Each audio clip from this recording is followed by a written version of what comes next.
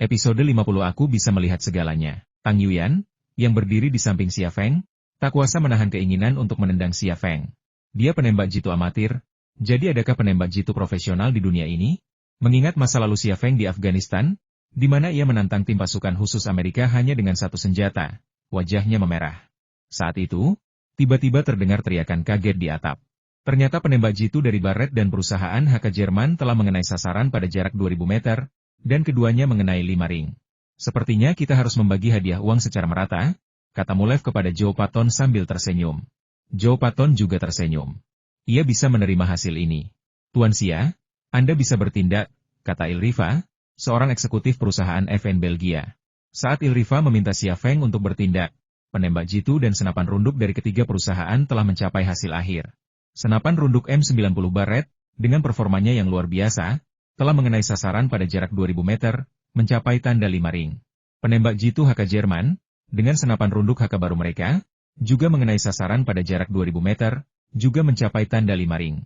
Penembak jitu FN Belgia tampil sedikit lebih buruk, mengenai sasaran pada jarak 1500 meter. Bahkan, penembak jitu Barrett dan HK juga telah mencoba sasaran jarak jauh, pada jarak 2500 meter, tetapi sayangnya, mereka tidak berhasil. Jarak 500 meter sudah menjadi rintangan yang tak teratasi bagi mereka dan senapan runduk mereka. Sedangkan untuk sasaran pada jarak 3200 meter, itu mustahil. Namun, mereka tidak percaya Xia Feng dapat mengenai sasaran pada jarak itu. Xia Feng berjalan menuju posisi menembaknya, dan semua mata tertuju padanya. Terjadilah diskusi yang seru. Orang Cina ini bahkan bukan penembak jitu profesional, tapi berani menantangnya. Dia pasti akan kehilangan 20 juta euro itu. Orang Cina memang seperti itu. Mereka suka memamerkan kekayaan, tapi menggunakan 20 juta euro untuk itu sungguh bodoh. Orang Cina ini pasti akan gagal, tapi dia sudah mencapai tujuannya. Dia dan perusahaannya akan menjadi berita utama di media-media besar. Haha, tapi dia dan perusahaannya akan jadi bahan tertawaan. Cina masih mengimpor senjata dari kita, Rusia. Bisakah senjata Cina mengungguli senjata raksasa senjata Barat? Ini lelucon. Mereka bahkan tidak bisa mengungguli senjata Rusia kita. Dia sangat tampan. Di tengah obrolan yang riuh, Xia Feng mengambil posisi menembaknya, meletakkan senapan runduk yang belum dimodifikasi di atas dudukan yang dirancang agar penembak jitu bisa menembak dari posisi berdiri, dan bersiap menembak. Dia sebenarnya tidak membutuhkan dudukan untuk membantu menembak, tapi seperti yang sudah dikatakannya, dia bukan penembak jitu profesional. Jika ia memegang senapan runduk dan mengenai sasaran yang tak terjangkau orang lain, ia akan terekspos. Ini bagian dari strateginya. Semakin ia menampilkan diri sebagai penembak jitu amatir, semakin ia menonjolkan keunggulan XL2500.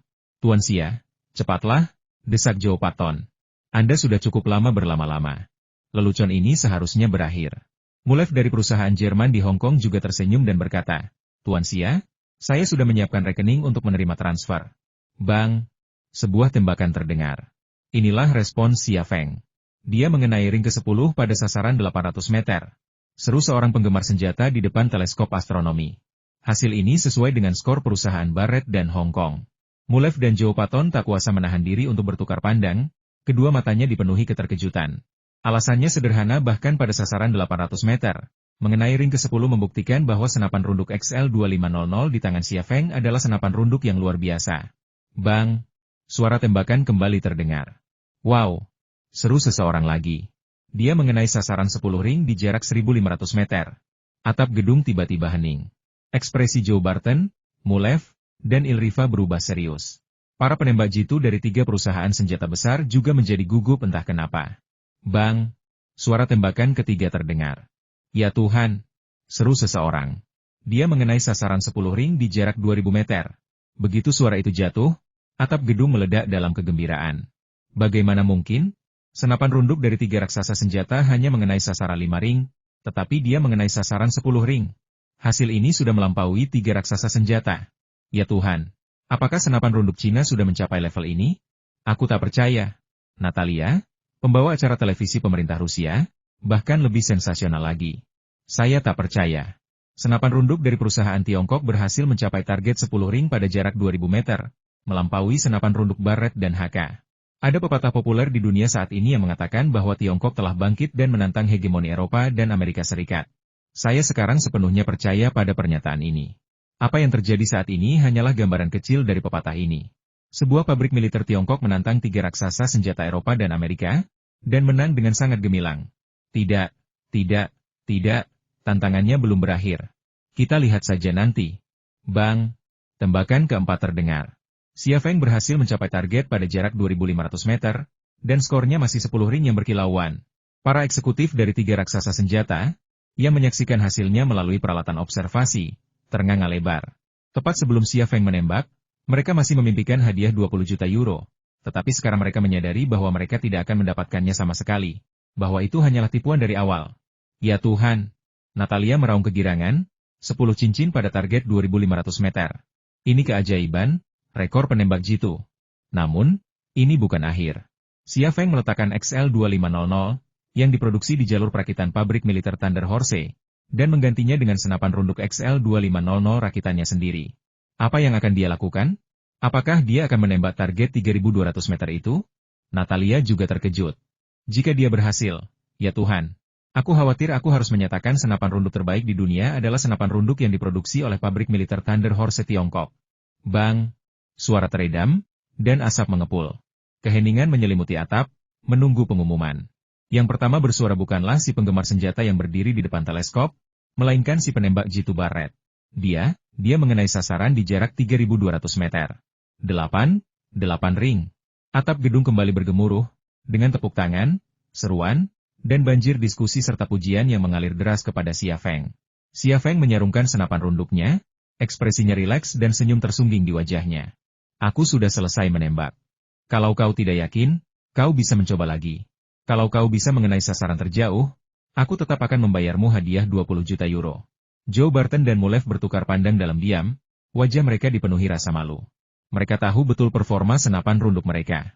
Mereka tidak bisa mengenai sasaran di jarak 3.200 meter, apalagi yang di jarak 2.500 meter. XL2500 buatan Thunder Horse Arms Factory mengerdilkan jarak tembak efektif senapan runduk Barret dan Jerman HK hingga 1.200 meter.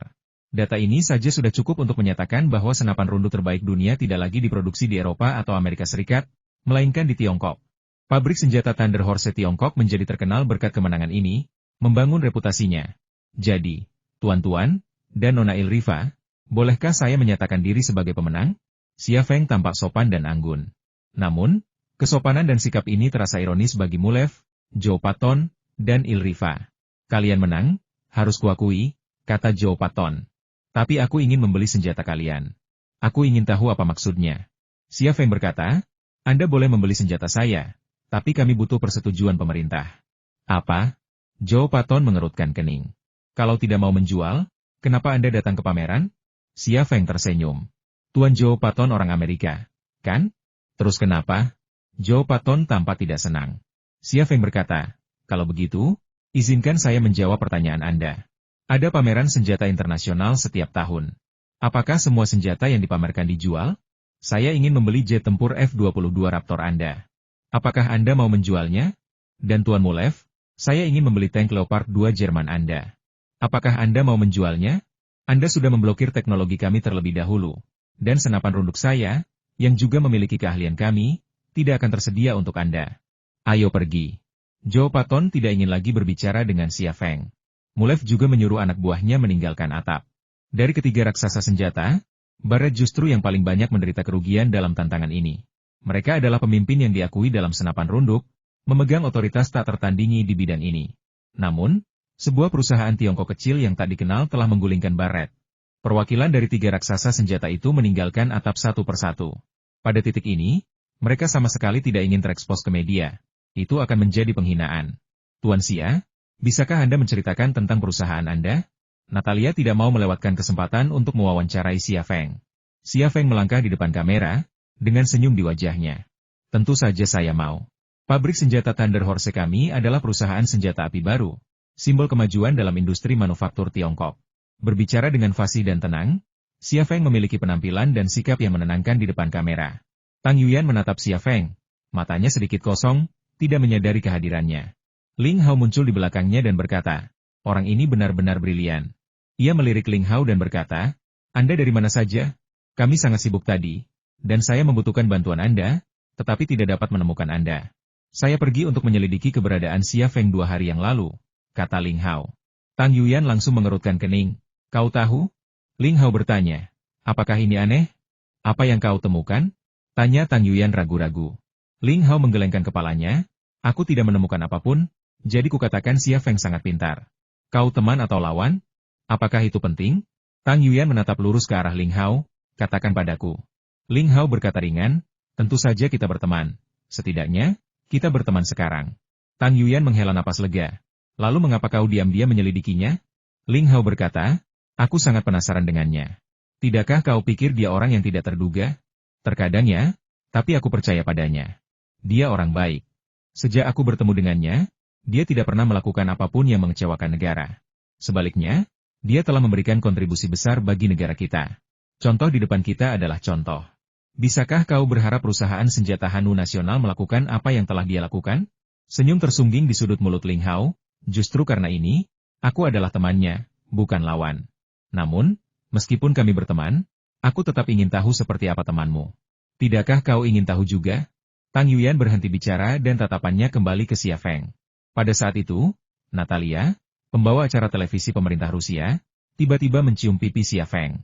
Alis Tang Yuyan berkerut, dan ia bergumam pelan dan lembut, pengoda. 3 raksasa senjata Eropa dan Amerika di tangan sebuah pabrik senjata kecil Tiongkok yang tak dikenal menyebar bak badai ke seluruh dunia. Nama Xia Feng muncul di portal-portal besar, termasuk Yahoo, Google, NetEase, dan Sina. Di mesin pencari, peringkat pencarian untuk kata kunci Xia Feng meroket. Dan ini baru permulaan. Dengan liputan mendalam dari berbagai media besar, Xia Feng ditakdirkan untuk menjadi sensasi global. Tak lain karena ia telah berhasil meruntuhkan prasangka dunia luar terhadap produk buatan Tiongkok. Ia juga sangat tampan. Saat malam tiba, lampu-lampu Moskow bersinar terang, menciptakan pemandangan khas Eropa Timur.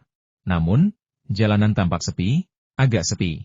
Hal ini tampaknya berkaitan dengan situasi ekonomi Rusia yang sedang sulit, membuat masyarakat biasa hanya memiliki sedikit uang tambahan untuk dibelanjakan. Bersulang. Di sebuah restoran mewah, Natalia, seorang pembawa acara wanita untuk televisi pemerintah Rusia, mengangkat gelasnya kepada Xia Feng. Ia mengenakan gaun malam merah berpotongan rendah dan terbuka di bahu, dengan belahan dada V yang sangat memikat. Senyum menawan tersungging di wajahnya. Untuk kemenanganmu. Xia Feng tersenyum, mendentingkan gelasnya pelan, lalu meneguk anggurnya. Natalia kemudian mengambil sebotol Lafite dan melanjutkan menuangkan anggur untuk Xia Feng. Xia Feng tersenyum. Nona Natalia, apakah Anda ingin membuat saya mabuk? Natalia melirik Xia Feng dengan genit, suaranya lembut, seolah bermandikan madu. Tuan Xia, apa maksud Anda? Anda seorang pria? Apa Anda takut mabuk? Sekalipun Anda mabuk, apa Anda masih khawatir dengan apa yang mungkin saya lakukan kepada Anda? Kalimat ini terdengar sugestif dan agak eksplisit. Dalam ingatan Xia Feng, teman sekelas lamanya, Qi Jingqiu, mungkin hanyalah wanita yang genit dan menawan seperti ini. Tetapi dibandingkan dengan Natalia sebelumnya, Qi Jingqiu bagaikan dunia yang berbeda, dunia yang sangat berbeda. Terprovokasi oleh godaan Natalia, mata kirinya, bagaikan pemuda nakal, dengan kasar menerkam area dada Natalia, merobek kain mewah itu dan bersentuhan erat dengan 2 puncak seputih salju itu. Agak gelap. Xia Feng mendesah dalam hati, merasa seperti telah melihat cacat pada sepotong batu giok yang indah, cacat yang terasa tidak sempurna dan patut disayangkan. Tuan Xia, mengapa Anda tidak bicara? Natalia menatapnya tajam. Xia Feng kemudian mengalihkan pandangannya dan terbatuk kering. Baiklah, terima kasih telah mewawancarai saya. Sejujurnya, wawancara Anda telah membawa lebih banyak perhatian ke perusahaan kami. Bagaimana caramu berterima kasih? Xia Feng tersenyum. Makanan ini aku yang bayar, dan ia mengeluarkan sebuah amplop dari sakunya dan dengan lembut meletakkannya di depan Natalia. Ini hadiah kecil, terimalah. Alasan ia duduk di sini makan malam bersama Natalia adalah karena, setelah menantang 3 raksasa bersenjata, Natalia memberinya wawancara eksklusif lainnya, yang diadakan di studio Menara Televisi Negara Rusia. Ia harus mengungkapkan rasa terima kasihnya atas hadiah yang begitu murah hati. Jadi ia telah menyiapkan 20.000 euro sebelum datang ke restoran mewah ini dan memasukkannya ke dalam sebuah amplop. Natalia memasukkan amplop itu ke dalam tas tangannya, lalu melepas sepatu hak tingginya dan perlahan meraih kaki Xia Feng. Tubuh Xia Feng menegang sesaat. Ia mengira kaki Natalia hanya terjulur sembarangan, tetapi ia tak menyangka kaki itu akan merayap naik ke betisnya, mencapai lututnya sebelum terjulur lurus ke depan. Ia menundukkan kepala dan melihat kaki berkaus sutra, sehalus ular air, membelai langsung ke jantanannya. Nona Natalia, Anda. Xia Feng tiba-tiba menegang. Natalia tersenyum lembut dan tak berkata apa-apa, tetapi kakinya mencapai tujuannya, memutarnya pelan berirama seperti juicer yang menghasilkan susu kedelai. Apalagi yang bisa dikatakan tentang tindakan seperti itu? Bahkan seekor babi pun akan mengerti apa yang diinginkannya. Tetapi Xia Feng benar-benar berpura-pura bodoh. Ia terbatuk, "Nona Natalia, apa yang Anda inginkan?" Natalia sedikit cemberut. "Anda pandai berpura-pura. Entah berapa lama Anda bisa terus berpura-pura." Xia Feng bisa saja bangkit dan pergi, tetapi memikirkan hadiah besar yang baru saja diberikan Natalia, dan bagaimana ia mungkin membutuhkannya di masa depan, ia ragu-ragu, tidak ingin menyinggung perasaannya dengan gegabah. Namun, mengingat keahliannya, dia mungkin tak akan sanggup menahannya lebih lama lagi. Sesaat, dia tampak serius, tetapi kenyataannya, dia sedang gelisah. "Tuan Xia, ada hotel di belakang restoran ini. Kamar-kamarnya sangat bagus. Saya agak mabuk. Bagaimana kalau Anda mengantar saya ke sana untuk beristirahat?" tawar Natalia. Xia Feng menggertakkan gigi dan berkata, "Baiklah." Namun saat itu, Tang Yuyan masuk dari pintu masuk restoran, langkah kakinya cepat begitu melihatnya. Melihat Tang Yuyan, Natalia segera menarik kakinya. Kakinya mundur, tetapi tempat Xia Feng berdiri seperti tenda yang megah. Xia Feng menghela napas lega dan segera memanggil Tang Yuyan. "Yuyan, kamu belum makan, kan? Ayo makan bersama." Tang Yuyan memelototi Xia Feng dan berkata dengan kesal, "Sudah malam, dan kamu masih sibuk makan. Anak kita demam. Ikut aku ke rumah sakit." Dia berbicara dalam bahasa Inggris, sengaja berusaha membuat Natalia mengerti. "Hah?" Xia Feng menjatuhkan garpunya di atas meja. "Kapan ia dan Tang Yuyan punya anak?" Natalia menatap Tang Yuyan dengan kaget, tak percaya. "Nona Natalia, maaf, suamiku tidak bisa menemanimu," kata Tang Yuyan serius.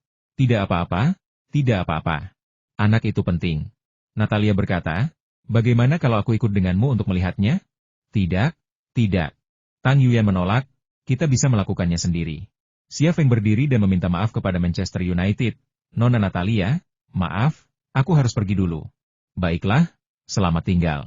Natalia berkata sopan, tetapi hatinya tertekan. Mengapa semua pria baik menikah begitu cepat? Setelah mereka keluar dari restoran, kecanggungan di antara kedua kaki Xia Feng menghilang. Dia tersenyum dan berkata, "Yuyan, kapan kita punya anak? Bahkan jika kau ingin membantuku, kau tidak perlu sekejam itu, kan? Kau pikir aku mau mengatakan itu? Kau sangat cantik." Tang Yuyan memutar matanya ke arah Xia Feng. "Kau pasti pernah mendengar pepatah bahwa orang yang menunjukkan kebaikan tanpa alasan adalah pengkhianat atau pencuri. Natalia ini pertama-tama mewawancaraimu, lalu merayumu ke tempat tidur. Motifnya tidak sederhana. Mata-mata wanita Rusia sangat kuat. Kau akan jatuh ke dalam perangkap mereka jika tidak hati-hati." Xia Feng bertanya dengan heran, "Apakah dia mata-mata?" Tang Yuyan berkata, "Sekalipun dia bukan mata-mata, dia pasti diinstruksikan oleh petinggi di Rusia. Ling Hao memberitahuku bahwa sebelum Natalia mewawancaraimu, dia pernah berhubungan dengan petinggi di militer Rusia. Demi keamanan, kau harus menghindarinya. Apa yang dia inginkan dariku? Kau sekarang adalah harta nasional kami. Bos Si meneleponku dan memujimu dengan sangat, mengatakan kau telah membawa kejayaan bagi negara dan para petinggi senang. Dan sekarang, dia memberiku perintah lain untuk melindungimu dengan segala cara. Dia juga secara khusus mengingatkanku untuk mengawasimu dan memastikan tidak ada wanita Rusia yang merayumu. Dia bilang kalau kau mencari istri, kau harus mencarinya dari negara kita sendiri, agar kekayaan tidak mengalir ke orang luar." Xia Feng, si Boren, mungkin mabuk kegirangan, mengeluarkan perintah seperti itu, dan Tang Yuyan melaksanakannya tanpa ragu. Itulah adegan tadi, di mana dia memberitahu Natalia di hadapannya bahwa dia dan anak mereka demam. Menggunakan metode ini untuk mencegah Natalia mencoba merayu Xia Feng. Benarkah itu? Xia Feng tidak yakin, tetapi kepalanya sudah pusing. Sementara itu, di Korea Selatan, di pangkalan Angkatan Laut Jinhae Angkatan Laut AS, sebuah monitor LCD di ruang konferensi menampilkan sebuah adegan. Dalam adegan itu, Xia Feng berdiri dengan pistolnya, membidik dan menembak, dan seruan bergemuruh dari atap. Ini adalah rekaman Xia Feng yang menembakkan pistolnya ke sasaran di ketinggian 3.200 meter. Rekaman itu telah diputar ulang lebih dari selusin kali di ruang konferensi ini. Seorang pria kulit hitam kekar menekan remote control, dan gambar di LCD akhirnya berhenti di wajah Xia Feng. Ekspresi Xia Feng dalam gambar diam itu tenang, sehingga sulit untuk mengetahui emosinya yang sebenarnya saat itu. Pria kulit hitam itu bernama Lance Big, Direktur CIA untuk Asia. Ia telah mengambil alih misi yang menargetkan Xia Feng dari Godson, Direktur CIA untuk Timur Tengah. Lian Xiao juga berada di ruang konferensi. Ia memperhatikan Xia Feng di layar LCD, tampak tenang di permukaan, tetapi perasaannya sangat rumit. Saat ini, ia juga berfantasi dalam hatinya. Jika aku tidak bergabung dengan CIA dan aku bukan seorang perwira intelijen, kami pasti akan menjadi pasangan yang sangat bahagia, kan?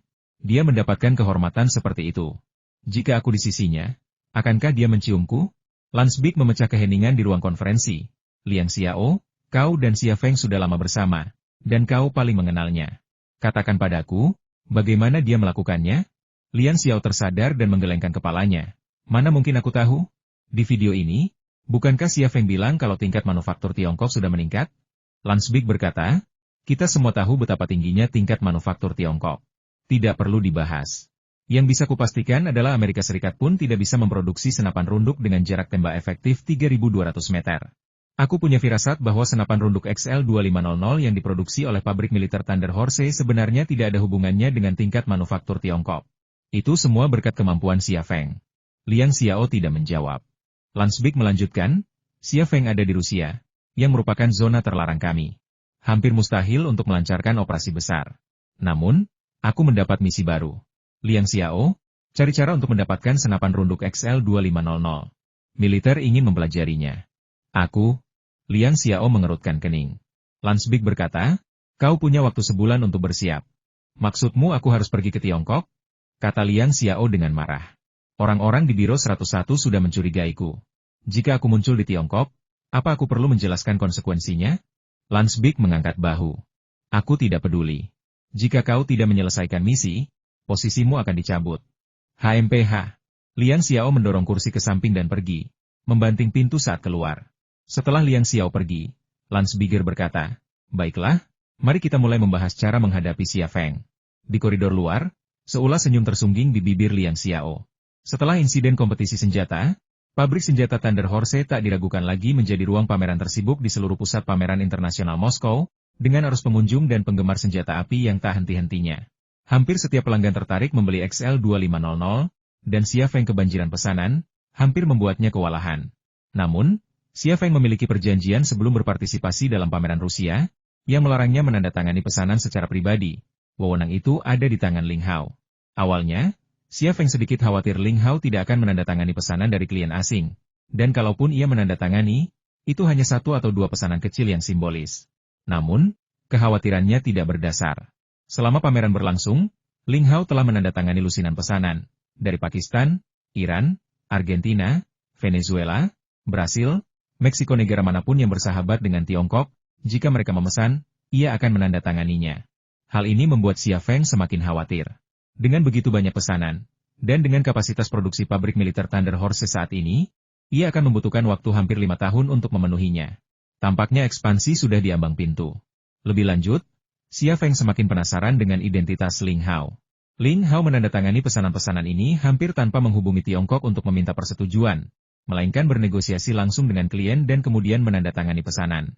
Hal ini menunjukkan bahwa ia memiliki otoritas yang sangat besar. Jadi, siapakah identitas aslinya? Xia Feng menyelidiki, mengamati secara diam-diam, dan bahkan menggunakan kekuatan mata kirinya, tetapi tidak berhasil. Ling Hao ini sangat berhati-hati dan tak terduga. 7 hari kemudian, pameran senjata ringan internasional Moskow berakhir. Xia Feng memenuhi janjinya dan menemani Tang Yuyan dalam perjalanannya. Mereka berdua pertama-tama mengunjungi gereja Our Lady, lalu Kremlin, dan terakhir Jalan Arbat untuk berbelanja. Berbelanja dengan seorang wanita tentu saja merupakan tugas yang berat, dan Xia Feng merasakan hal ini. Saat Tang Yuyan berkeliling dari satu toko ke toko lain, tas belanja Xia Feng semakin membesar, hingga hampir tak tertahankan beratnya. Barang-barang ini tersedia di Tiongkok, dan bahkan mungkin dibuat di sini. Membelinya di sini mahal, dan membawanya pulang merepotkan. Tang Yuyan mencoba masuk ke sebuah toko pakaian, tetapi Xia Feng menolak. Ia cemberut, kau sudah berjanji padaku. Aku bahkan belum selesai berbelanja, dan kau sudah repot? Kata Xia Feng sambil tersenyum kecut. Tidak. Kalau tidak, ikut aku saja.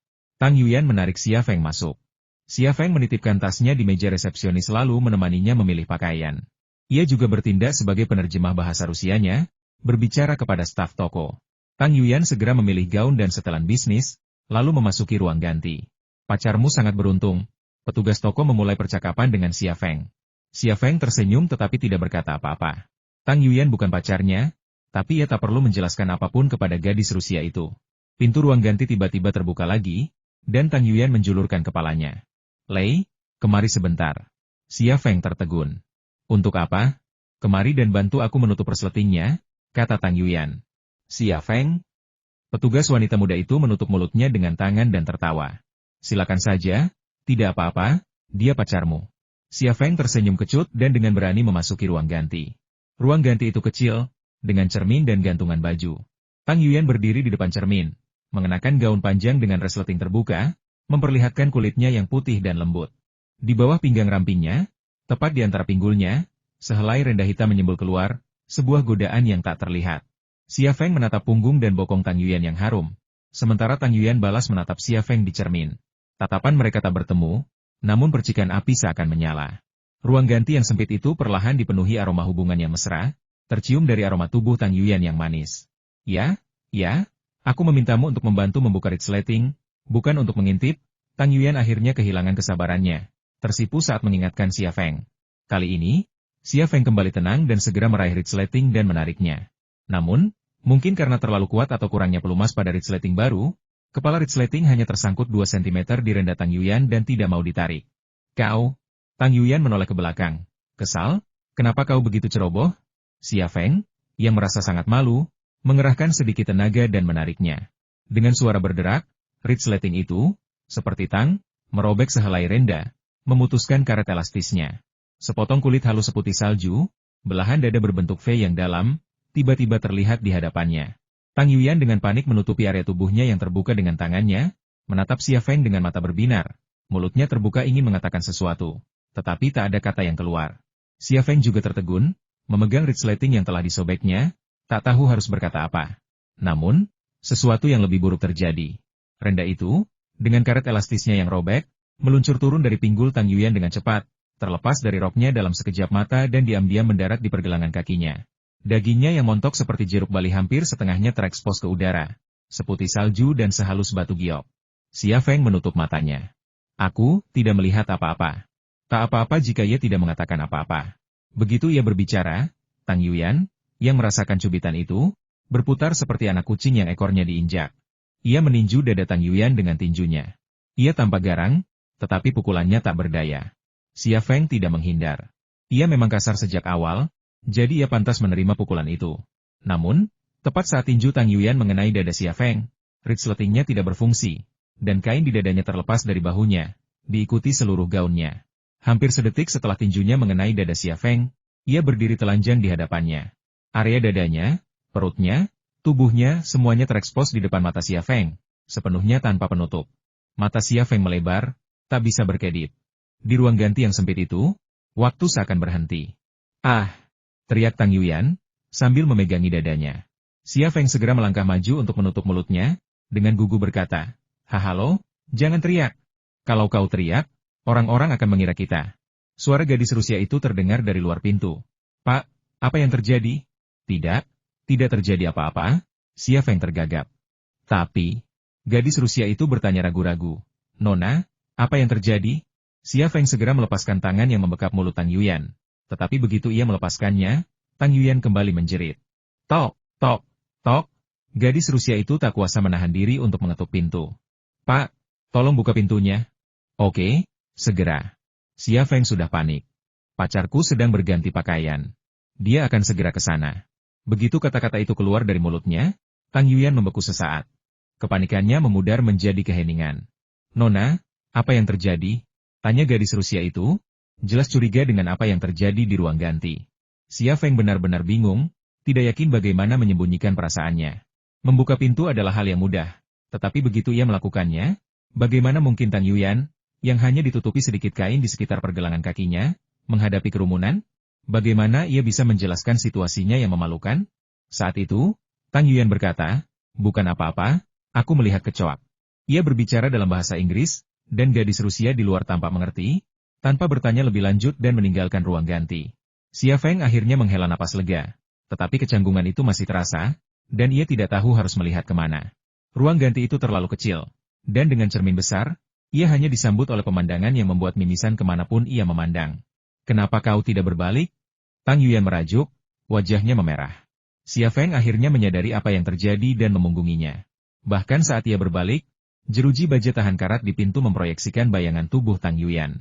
Ia tak bisa menghindari menyaksikan proses berpakaiannya, yang merupakan sumber kegembiraan yang mendalam. Setelah selesai mengenakan pakaiannya, ia memasukkan renda hitam yang robek ke dalam saku celana Xia Feng. Xia Feng menatapnya dengan heran. Kenapa? Kau memasukkannya ke sakuku? Tang Yuyan memutar matanya ke arahnya. Aku tidak punya saku. Di mana lagi aku akan menaruhnya kalau bukan di saku pacarmu? Jika aku meninggalkannya di sini, orang-orang akan mengira kita sedang berbuat jahat. Setelah terdiam sejenak, ia menambahkan, ambil dan berikan padaku saat kita pulang. Ini bukti kenakalanmu, dan aku ingin menyimpannya. Xia Feng melirik ujung rendah hitam yang terjatuh dari saku celananya, dan ia ingin menangis, tetapi air matanya tak tersisa. Setelah meninggalkan ruang ganti, Xia Feng membayar rok yang robek itu dan meninggalkan toko bersama Tang Yuyan. Berjalan menyusuri jalan Arbat yang ramai, matahari bersinar terang, pikiran Xia Feng melayang di ruang ganti yang sempit, kepalanya dipenuhi bayangan sosok Tang Yuyan yang menggairahkan, kencang, dan menggairahkan. Mereka berdua terdiam sepanjang jalan, keheningan mereka masih terasa. Sesekali mereka bertukar pandang, dipenuhi kecanggungan. Saat Xia Feng keluar dari jalan Arbat dan berdiri di pinggir jalan untuk memanggil taksi, Tang Yuyan tiba-tiba mengulurkan tangan dan menggenggam lengan Xia Feng. Apa yang baru saja kau katakan? Benarkah? Xia Feng tertegun. Apa maksudmu dengan benar? Tang Yuyan menyikut pinggang Xia Feng. Kau bilang kau pacarku. Aku. Xia Feng kembali terbata-bata, tak yakin harus berkata apa. Tang Yuyan menyandarkan kepalanya di lengan Xia Feng, tak berani membalas tatapannya. Suaranya berbisik, kalau begitu aku akan menganggap apa yang kau katakan sebagai kebenaran. Kata-kata seperti itu bagaikan sebuah pengejaran seorang wanita, sebuah pengakuan cinta yang dieksekusi dengan sempurna. Dihadapkan dengan wanita seperti Tang Yuyan, berapa banyak pria yang bisa menolak? Ia cantik, bertubuh indah, dan kaya, belum lagi ia adalah putri dari kelantang yang telah berusia berabad-abad. Pernikahan antara dirinya dan Xia Feng akan menjadi jodoh yang sempurna. Namun Xia Feng ragu. Seketika, beberapa wajah wanita terlintas di benaknya Liang Xiao, Jiang Rui, Anina, 11 Lami, dan Shen Tutianyin. Kepalanya tiba-tiba terasa sakit, dan ia pun terdiam. Beri aku waktu sebentar, kata Xia Feng dengan suara rendah yang memelas. Itu lebih baik daripada penolakan, tetapi juga lebih baik daripada persetujuan. Tang Yuyan tersenyum dan mengangguk pelan. Sehari kemudian, Tiongkok, Departemen Peralatan, gedung markas besar. Haha. Di sebuah kantor, Tang Tianlong menepuk bahu Xia Feng dan berkata sambil tersenyum. Xia Feng, perjalanan ke Rusia ini benar-benar membuat kami bangga. Kau telah mendapatkan banyak hal. Xia Feng berkata dengan sopan. Paman Tang, jangan menyanjungku. Itu hanya keberuntungan. Jangan terlalu rendah hati. Kau punya senjata yang bagus dan pikiran yang cerdas. Kalau aku tidak akan terpikir untuk menantang 3 raksasa Eropa dan Amerika. Pokoknya, bagus sekali. Xia Feng hanya tersenyum dan diam saja. Bersikap rendah hati yang berulang-ulang adalah kemunafikan. Katakan padaku, hadiah apa yang kau inginkan? Tang Tianlong menatap Xia Feng. Xia Feng tertegun sejenak, lalu tersenyum dan berkata, apakah ada hadiah yang akan datang? Tang Tianlong melanjutkan, kau melakukan pekerjaan yang hebat di Rusia kali ini, membawa kehormatan bagi negara kita. Para petinggi ingin memberimu hadiah, dan aku di sini untuk menanyakan apa yang kau inginkan. Jangan malu-malu, katakan saja apa yang kau inginkan. Dia tersenyum. Lagi pula, kita bukan orang asing lagi, jadi silakan saja. Ini agak ambigu, dan Tang Yuyan, yang berdiri di belakang Xia Feng, memutar matanya ke arah ayahnya. Sedikit malu, tetapi diam-diam senang. Tang Tianlong mengamati reaksi ini dan merasa senang. Sebelumnya, ketika Tang Yuyan dan Xia Feng bertemu, ia khawatir identitas Xia Feng yang tidak jelas akan terbongkar. Tetapi penampilan Xia Feng di Rusia kali ini cukup untuk menghilangkan kekhawatirannya. Xia Feng tidak melihat adanya kontak mata antara ayah dan anak itu. Ia berpikir sejenak sebelum berkata, kalau begitu, berikanlah saya sebidang tanah dan pinjaman sebesar 5 miliar. Ling Hao telah menandatangani begitu banyak pesanan di Rusia sehingga kami tidak dapat memenuhinya dengan kapasitas produksi kami saat ini. Saya harus memperluas pabrik militer Thunder Horse, dan baik tanah maupun uang sangat dibutuhkan. Tang Tianlong berkata, tanah bukan masalah. Anda dapat menempati tanah seluas apapun di sebelah pabrik militer Thunder Horse sesuka Anda. Mengenai pinjaman, jumlahnya sangat besar, dan saya harus meminta instruksi dari atasan. Namun, saya pikir seharusnya tidak masalah, mengingat situasi Anda saat ini. Saya tahu. Xia Feng tersenyum dan berkata, terima kasih, Paman Tang. Tang Tianlong berpura-pura tidak senang. Lihat, Anda di sini lagi, kan? Xia Feng mengangkat tangannya. Oke, aku salah. Sama-sama, sama-sama. Tang Yuyan tersenyum dan berkata, Feng Zi, jangan kembali ke pabrik militer Lei Ma hari ini. Datanglah ke rumahku untuk makan malam. Aku punya kamar kosong, kau bisa menginap di rumahku malam ini. Xia Feng berkata, makan malam boleh, tapi menginaplah di rumahmu. Tang Yuyan menyela Xia Feng. Oh, apa salahnya menginap? Jangan sungkan, sudah diputuskan. Aku akan menelepon ibuku dan memintanya untuk membeli makanan lagi. Baiklah, baiklah, mintalah ibumu untuk membeli makanan lagi. Tang Tianlong menimpali, biarkan Feng Zi dan kakekmu minum beberapa gelas lagi, lalu bertanding. Kemudian dia tersenyum, kurasa kakek tua itu tidak akan menyerah sampai dia mewariskan keahlian rahasianya kepadamu. Karena dia sudah bilang begitu, rasanya tidak masuk akal untuk menolak, jadi Xia Feng hanya bisa mengangguk, terima kasih sudah menggangguku. Tepat ketika Tang Yuyan hendak menelepon ibunya, telepon Tang Tianlong berdering lebih dulu. Tang Tianlong melirik ID penelepon, lalu berjalan ke balkon untuk menjawab panggilan. Tang Yuyan menatap Xia Feng sambil tersenyum. Katakan padaku, kamu mau makan apa? Aku akan minta ibu memasakkannya untukmu. Xia Feng berkata dengan sedikit malu, coba saja masak. Tidak perlu repot-repot. Atau, aku bisa masak, aku jago masak. Tang Yuyan tersenyum dan berkata, aku tahu kamu jago masak. Long Bing sering memuji masakanmu, tapi kamu kan tamu. Bagaimana mungkin aku memintamu memasak? Masakan ibuku juga lumayan enak. Kamu bisa makan apa saja yang sudah jadi. Wanita yang sangat perhatian. Tiba-tiba, dia begitu lembut dan perhatian. Tetapi Xia Feng panik. Di Moskow, ketika Tang Yuyan menyatakan cintanya, dia bilang akan memberinya waktu. Tetapi Xia Feng tidak memberinya waktu, dan malah menganggapnya lebih serius. Itu, semua gara-gara ruang ganti toko pakaian itu. Kalau bukan karena resletingnya yang jelek itu, bagaimana mungkin dia dan Tang Yuyan bisa begitu terikat? Memang benar. Jika seorang wanita sudah punya perasaan padamu, dan kamu tanpa alasan yang jelas mengungkapkannya, akan aneh jika dia tidak bergantung padamu. Saat itu, Tang Tianlong masuk sambil mengerutkan kening. Aku tidak akan pulang malam ini, Feng Zi. Ikut aku makan malam. Ekspresi Tang Tianlong tampak aneh, dan Xia Feng memikirkan beberapa pertanyaan. Makan malam siapa? Tang Tianlong ragu sejenak, lalu berkata, makan malam Mu Jianfeng. Mendengar Mu Jianfeng, Xia Feng samar-samar menebak jenis makan malam apa itu. Ia berkata, lupakan saja, aku tidak akan pergi. Tang Tianlong tersenyum pahit. Feng Zi, Mu Jianfeng sebenarnya ingin mengundangmu. Dia tahu kau tidak akan pergi jika dia memanggilmu langsung, jadi dia memanggilku. Demi aku, pergilah. Kalau kau tidak senang, duduklah sebentar lalu pergi. Oke? Xia Feng tidak ingin pergi, tetapi ia tidak ingin menyinggung Tang Tianlong, jadi ia ragu sejenak. Ia tahu Tang Tianlong harus memberi muka pada Mu Jianfeng. Bagaimanapun, Shenzhou Industry Group adalah pemimpin industri pertahanan, dan Departemen Peralatan memiliki hubungan yang tak terpisahkan dengan Shenzhou Industry Group.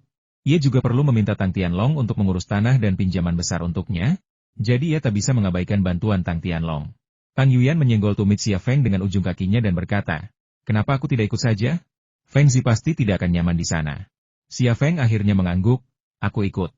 2 jam kemudian, di Hotel Wang Fu, sebuah sedan Hongqi berhenti di luar. Tang Tianlong, Xia Feng, dan Tang Yuyan keluar, dan sopirnya langsung menuju tempat parkir. Begitu mereka keluar, Tang Yuyan menggandeng tangan Xia Feng. Ia mengenakan Cheongsam porselen biru putih, dipadukan dengan sepatu hak tinggi berbahan cian. Lekuk tubuhnya yang montok dan indah memberinya aura sosialita era Republik, perpaduan sempurna antara klasisisme, keanggunan akademis, dan aristokrasi. Ia sedap dipandang sekaligus nyaman dipandang. Xia Feng juga tidak buruk, mengenakan setelan jas yang dirancang rapi dan tampak tampan. Ia dan Tang Yuyan adalah pasangan yang serasi. Begitu mereka memasuki lobi hotel, seorang pria parubaya melangkah maju dan menyapa Tang Tianlong, Xia Feng, dan Tang Yuyan. Xia Feng mengingatnya Jiang Xin, Direktur SDM Shenzhou Industrial Group. Ini bukan pertama kalinya mereka bertemu Jiang Xin. Mereka berdua sangat akrab. Namun, fakta bahwa Direktur SDM Shenzhou Industrial Group hanya bisa menyapa tamu dari lobi memberi gambaran tentang skala makan malam ini. Dipimpin oleh Jiang Xin, mereka bertiga memasuki restoran hotel dan kemudian sebuah ruang pribadi yang mewah. Berdiri di pintu, Xia Feng segera melihat Mu Jianfeng dan Ye Kun, yang sudah duduk, bersama beberapa orang asing. Mereka semua pria, berusia 40-an atau 50-an, dan masing-masing memancarkan aura berwibawa. Saat Xia Feng muncul, semua orang di ruang pribadi itu menatapnya, tidak ada yang menyapanya, dan suasana menjadi hening. Tang Tianlonglah yang berbicara lebih dulu, menyapa semua orang. Tuan Mu, Tuan Ye, dan beberapa teman lama lainnya, kenapa kalian datang sepagi ini? Maaf, ada kemacetan lalu lintas. Saya membuat kalian menunggu. Mu Jianfeng kemudian berbicara. Tidak, Tianlong, Yuyan, Xia Feng, silakan duduk. Ia kemudian berkata, Jiang Xin, ambil makanannya. Jiang Xin menjawab dan mengikuti. Meskipun ada kursi kosong di meja, ia jelas tidak pantas makan. Xia Feng tidak menyapa siapapun, hanya duduk di kursi sembarangan dan mengeluarkan ponselnya untuk bermain. Tang Yuyan, karena takut menyinggung seseorang, menyenggolnya dengan kakinya, tetapi ia berpura-pura tidak tahu dan terus bermain ponselnya, memeriksa pesan teks dan WeChat. Ia kemudian melihat pesan WeChat dari Shentu Tianyin, kau sudah kembali, dan kau tidak datang menemuiku? Pesan itu dikirim pagi ini, dan ia belum melihatnya. Xia Feng menjawab, saya menerima banyak pesanan dari Rusia, dan saya sedang sibuk mengurus perluasan pabrik militer dan masalah pinjaman. Saya harus menemani beberapa pemimpin makan malam sekarang. Tang Yuyan mencondongkan tubuh dan melihat foto profil Shentu Tianyin di WeChat. Bibirnya langsung mengerucut. Kebetulan, beberapa detik setelah Xia Feng mengirim pesan, Shentu Tianyin membalas, makan di mana? Xia Feng menjawab, restoran Wang Fu. Shentu Tianyin menjawab, kebetulan sekali. Saya juga sedang makan di restoran Wang Fu. Xia Feng. Shentu Tianyin, kamu di mana? Aku akan mencarimu. Xia Feng mendongak, tetapi tidak melihat nama ruang pribadi itu. Ia mendekatkan diri ke telinga Tang Yuyan dan berbisik, ruang pribadi macam apa ini? Tang Yuyan tersenyum manis dan berkata, aku akan membalasnya untukmu. Tanpa menunggu Xia Feng bereaksi, ia merebut ponsel dari tangan Tang Yuyan dan dengan cepat mengetik kamar jenazah di kolom input. Dengan jentikan jarinya, pesan itu terkirim. Xia Feng menatap Tang Yuyan tanpa berkata-kata, bingung harus berkata apa. Tang Yuyan mengembalikan ponselnya kepada Xia Feng. Senyum manisnya masih tersungging di wajahnya. Selesai. Di seberang meja, Mu Jianfeng akhirnya kehilangan kesabaran dan terbatuk-batuk. Ye Kun juga menatap Xia Feng dengan marah. Xia Feng, Tuan Mu kan sudah tua. Kau bahkan tidak menyapa saat datang, dan kau hanya bermain-main dengan ponselmu. Apa kau begitu sombong sekarang sampai meremehkan semua orang? Situasinya sudah memanas, dan Xia Feng tidak punya waktu untuk membalas WeChat Shentu Tianyin. Ia menyimpan ponselnya dan tersenyum. Aku punya perbedaan yang jelas antara cinta dan benci. Jika seseorang menghormatiku sejengkal, aku akan menghormati mereka 10 kaki. Kau telah mengepung dan mencegat pabrik militerku dan menyabotase senapan runduk XL-2500 untuk pameran Rusia. Kau sudah bertindak sejauh itu? Apa aku masih perlu tersenyum dan menyenangkanmu? Kau, Ye Kun menunjuk hidung Xia Feng. Ia tampak ingin mengumpat, tetapi akhirnya ia urungkan. Xia Feng mencibir. Ada apa denganku? Aku tidak menyewa mafia Rusia untuk membunuhmu, kan? Ye Kun, kukatakan padamu, jangan anggap masalah ini sudah selesai. Aku sudah menyelidikinya dengan saksama. Baiklah, kata Mu Jianfeng, menenangkan suasana. Kalian berdua benar-benar idiot. Kalian selalu bertengkar saat bertemu. Kalian berdua sudah dewasa, berhentilah bertingkah seperti anak kecil. Sekarang, demi aku, tolong jangan ungkit-ungkit masalah kecil di antara kalian, oke? Seorang pelayan datang dengan gerobak makanan, mengumumkan hidangan yang datang. Hal ini membungkam Xia Feng dan Ye Kun, dan gencatan senjata sementara pun tercapai. Perkelahian pelayan membawakan hidangan, tetapi tidak ada yang menyentuh sumpit mereka. Semua orang di meja tahu mereka tidak datang untuk makan, dan semua orang tahu itu. Setelah pelayan itu pergi, suasana ruang privat kembali suram. Ini pada dasarnya adalah sebuah negosiasi, dan Xia Feng tahu betul niat pihak lain. Ia tetap diam, menunggu pihak lain mengambil langkah pertama. Mu Jianfeng terbatuk, akhirnya bergerak. Xia Feng, aku mengundangmu ke sini hari ini karena aku ingin membahas pabrik militermu. Apakah kau keberatan? Xia Feng tersenyum. Tuan Mu, apakah kau keberatan? Silakan, sama-sama. Mu Jianfeng tampak tenang, sama sekali tidak marah.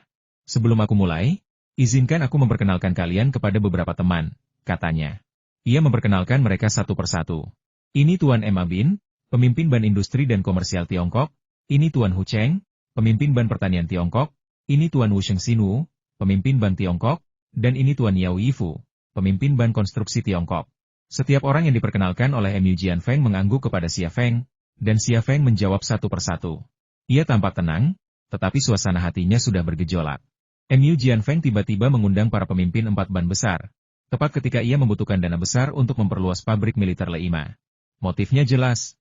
Saat Mu Jianfeng memperkenalkan para pemimpin 4 ban besar itu kepada Xia Feng, Ye Kun mencibir Xia Feng, nyaris tak menyembunyikan rasa bangganya. Kau sudah menandatangani begitu banyak pesanan, bukankah kau butuh uang untuk memperluas pabrik dan meningkatkan kapasitas produksi? Kau ditolak pinjamannya di sini. Benar saja. Setelah perkenalan itu, Mu Jianfeng berkata, Xia Feng, kau sudah menandatangani begitu banyak pesanan, jadi kau pasti perlu memperluas pabrik militermu dan sangat membutuhkan pinjaman besar, kan? Begini, aku sudah mengundang para pemimpin beberapa ban untuk makan malam. Jika kau butuh pinjaman, tanyakan saja. Kita semua kenalan, dan siapapun yang bisa membantu pasti akan membantumu. Xia Feng bahkan tidak repot-repot menyebutkannya. Tahu bahwa jika ia melakukannya, Ia tidak hanya akan ditolak pinjamannya tetapi juga akan diejek. Mengetahui ini adalah hasilnya. Mengapa ia harus mempermalukan dirinya sendiri? Tang Tianlong berkata, Tuan MU, karena kita sedang makan malam, mari kita mulai. Kita akan membicarakan pekerjaan konstruksi setelah kita sampai di tempat kerja. Tang Yuyan juga menyela, Yah, aku juga agak lapar. Kenapa kalian tidak makan? Keluarga Tang jelas-jelas memihak Xia Feng. MU Jianfeng terkekeh dan mengambil sumpitnya. Ya, mari kita makan dan mengobrol sambil makan. Sambil berbicara, ia melirik Ma Bin, pimpinan ICBC di sebelahnya. Ma Bin terbatuk dan berkata perlahan, rasio utang macet bank kita baru-baru ini meningkat 0,5 poin persentase lagi. Oh, saya tidak tahu harus berbuat apa. Ini masalah. Saya tidak mampu memberikan pinjaman kecil, dan saya bahkan lebih takut memberikan pinjaman besar. Wu Shengxin, pimpinan Huaban, juga berkata, kita berada di perahu yang sama. Ekonomi real sedang lesu saat ini. Besok, saya harus mengeluarkan pemberitahuan yang meminta semua orang di bawah untuk berhati-hati dalam meninjau aplikasi pinjaman. Para pemimpin Ban Konstruksi dan Ban Pertanian Tiongkok juga saling berbincang, dengan maksud yang serupa. Para pemimpin keempat ban tersebut pada dasarnya memberi isyarat kepada Xia Feng jangan coba-coba meminjam uang. Kantor pusat keempat ban besar itu semuanya ada di Kyoto. Dengan status MU Jianfeng, akan mudah baginya untuk mengundang para pemimpin ban makan malam dan berbincang-bincang. Langkah ini seperti mencekik leher Xia Feng, membuatnya kelaparan sampai mati. Langkah ini ditujukan kepada Xia Feng, tetapi juga kepada Tang Tianlong. Isyarat MU Jianfeng kepada Tang Tianlong sederhana, saya sudah memberitahu keempat ban besar bahwa mereka tidak akan memberikan pinjaman kepada Xia Feng. Jalan kalian untuk membantunya mengajukan pinjaman terhalang, dan itu akan merugikannya. Tang Tianlong orang yang sangat pintar. Bagaimana mungkin dia tidak tahu niat MU Jianfeng? Wajahnya berubah muram, karena ini benar-benar intimidasi yang terang-terangan. MU Jianfeng terus beraksi. Sudah kubilang, kalian benar-benar idiot. Aku mengira Xia Feng akan meminta bantuanmu, tapi kalian malah mengeluh. Kasar sekali. Xia Feng, bersulanglah pada para pemimpin, dan aku akan membantumu. Makan malam telah dimulai, tetapi tidak ada yang menuangkan minuman, apalagi bersulang. Dengan begitu banyak pejabat tinggi yang makan di meja yang sama, kapan situasi seperti ini pernah terjadi? Sangat jarang. Xia Feng tidak bergerak. Bersulang? Lebih seperti kencing. Xia Feng. Ye Kun kehilangan kesabarannya. Suaranya penuh amarah. Tidakkah kau mendengar tetua MU berbicara kepadamu? Beberapa pejabat senior duduk di meja yang sama, dan memintamu bersulang berarti mereka sangat menghargaimu. Apa artinya? Kau begitu tidak tahu berterima kasih? Tang Yuyan juga geram. Bagaimana kau bisa bicara seperti itu? Yuyan. Diam. Tegur Tang Tianlong. Ayah. Tang Yuyan jelas-jelas yakin. Tang Tianlong memelototinya dengan dingin. Kembalilah. Aku. Tang Yuyan tak pernah berani menentang ayahnya, tetapi ia tak ingin meninggalkan Xia Feng sendirian menanggung amarahnya. Kembalilah. Tegur Tang Tianlong. Tang Yuyan meninggalkan meja dengan marah dan keluar dari ruang pribadi. Tang Tianlong menghela napas dan tak berkata apa-apa lagi. Ia ingin membantu Xia Feng, tetapi ia tak bisa. Ia tak akan membiarkan Tang Yuyan menyinggung MU Jianfeng dan Ye Kun, dua tokoh penting di industri pertahanan dan militer nasional, hanya karena Xia Feng. Jika itu terjadi, karirnya tak hanya akan hancur, tetapi seluruh keluarga Tang juga akan terjerat. Xia Feng sangat jelas tentang semua ini, jadi ia tak menyalahkan Tang Tianlong. Sebagai kepala keluarga Tang, pertimbangan utama Tang Tianlong adalah kepentingan seluruh keluarga. Sedangkan dirinya, orang luar, bahkan jika ia menjadi pacar Tang Yuyan, akankah keluarga Tang berperang melawan dua tokoh penting di industri pertahanan dan militer nasional demi dirinya? Itu jelas mustahil.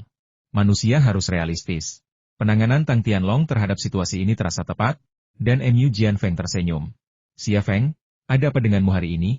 Kau belum bicara sepatah kata pun. Xia Feng melirik MU Jianfeng sebelum berbicara. Tuan MU, saya mengerti maksud Anda, dan saya tahu apa yang Anda coba lakukan. Bukankah ini hanya menghalangi jalan saya untuk mendapatkan pinjaman?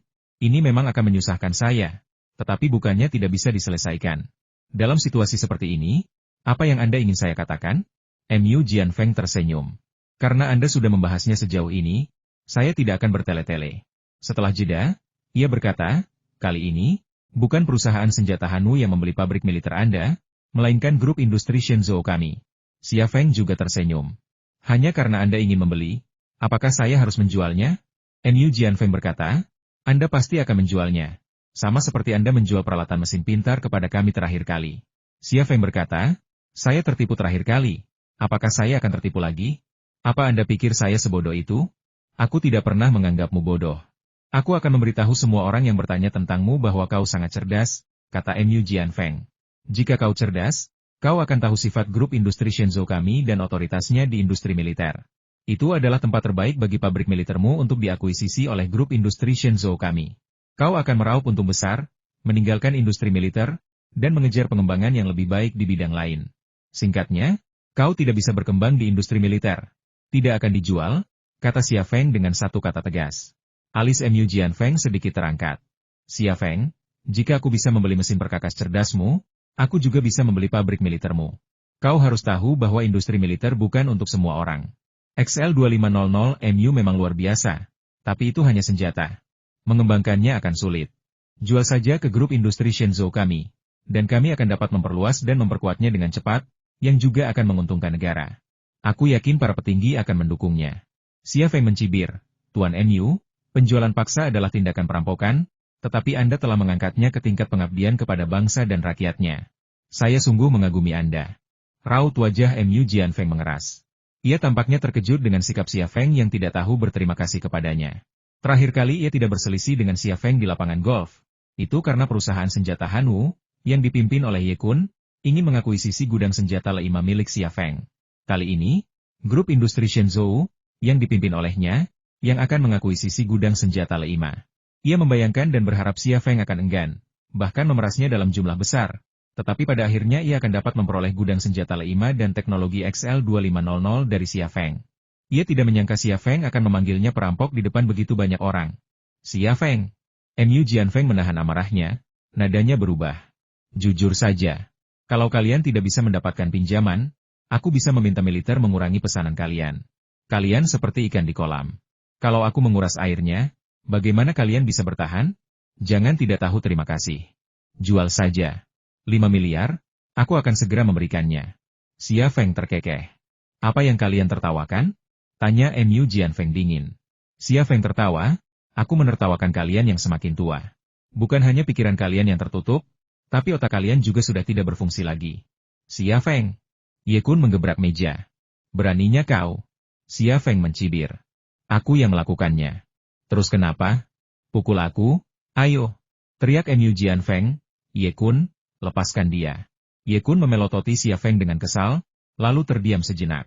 Mu Jianfeng berkata, Xia Feng, aku memang semakin tua, tapi kenapa pikiranku begitu tertutup dan otakku tidak berfungsi dengan baik lagi? Bisakah kau menjelaskannya padaku?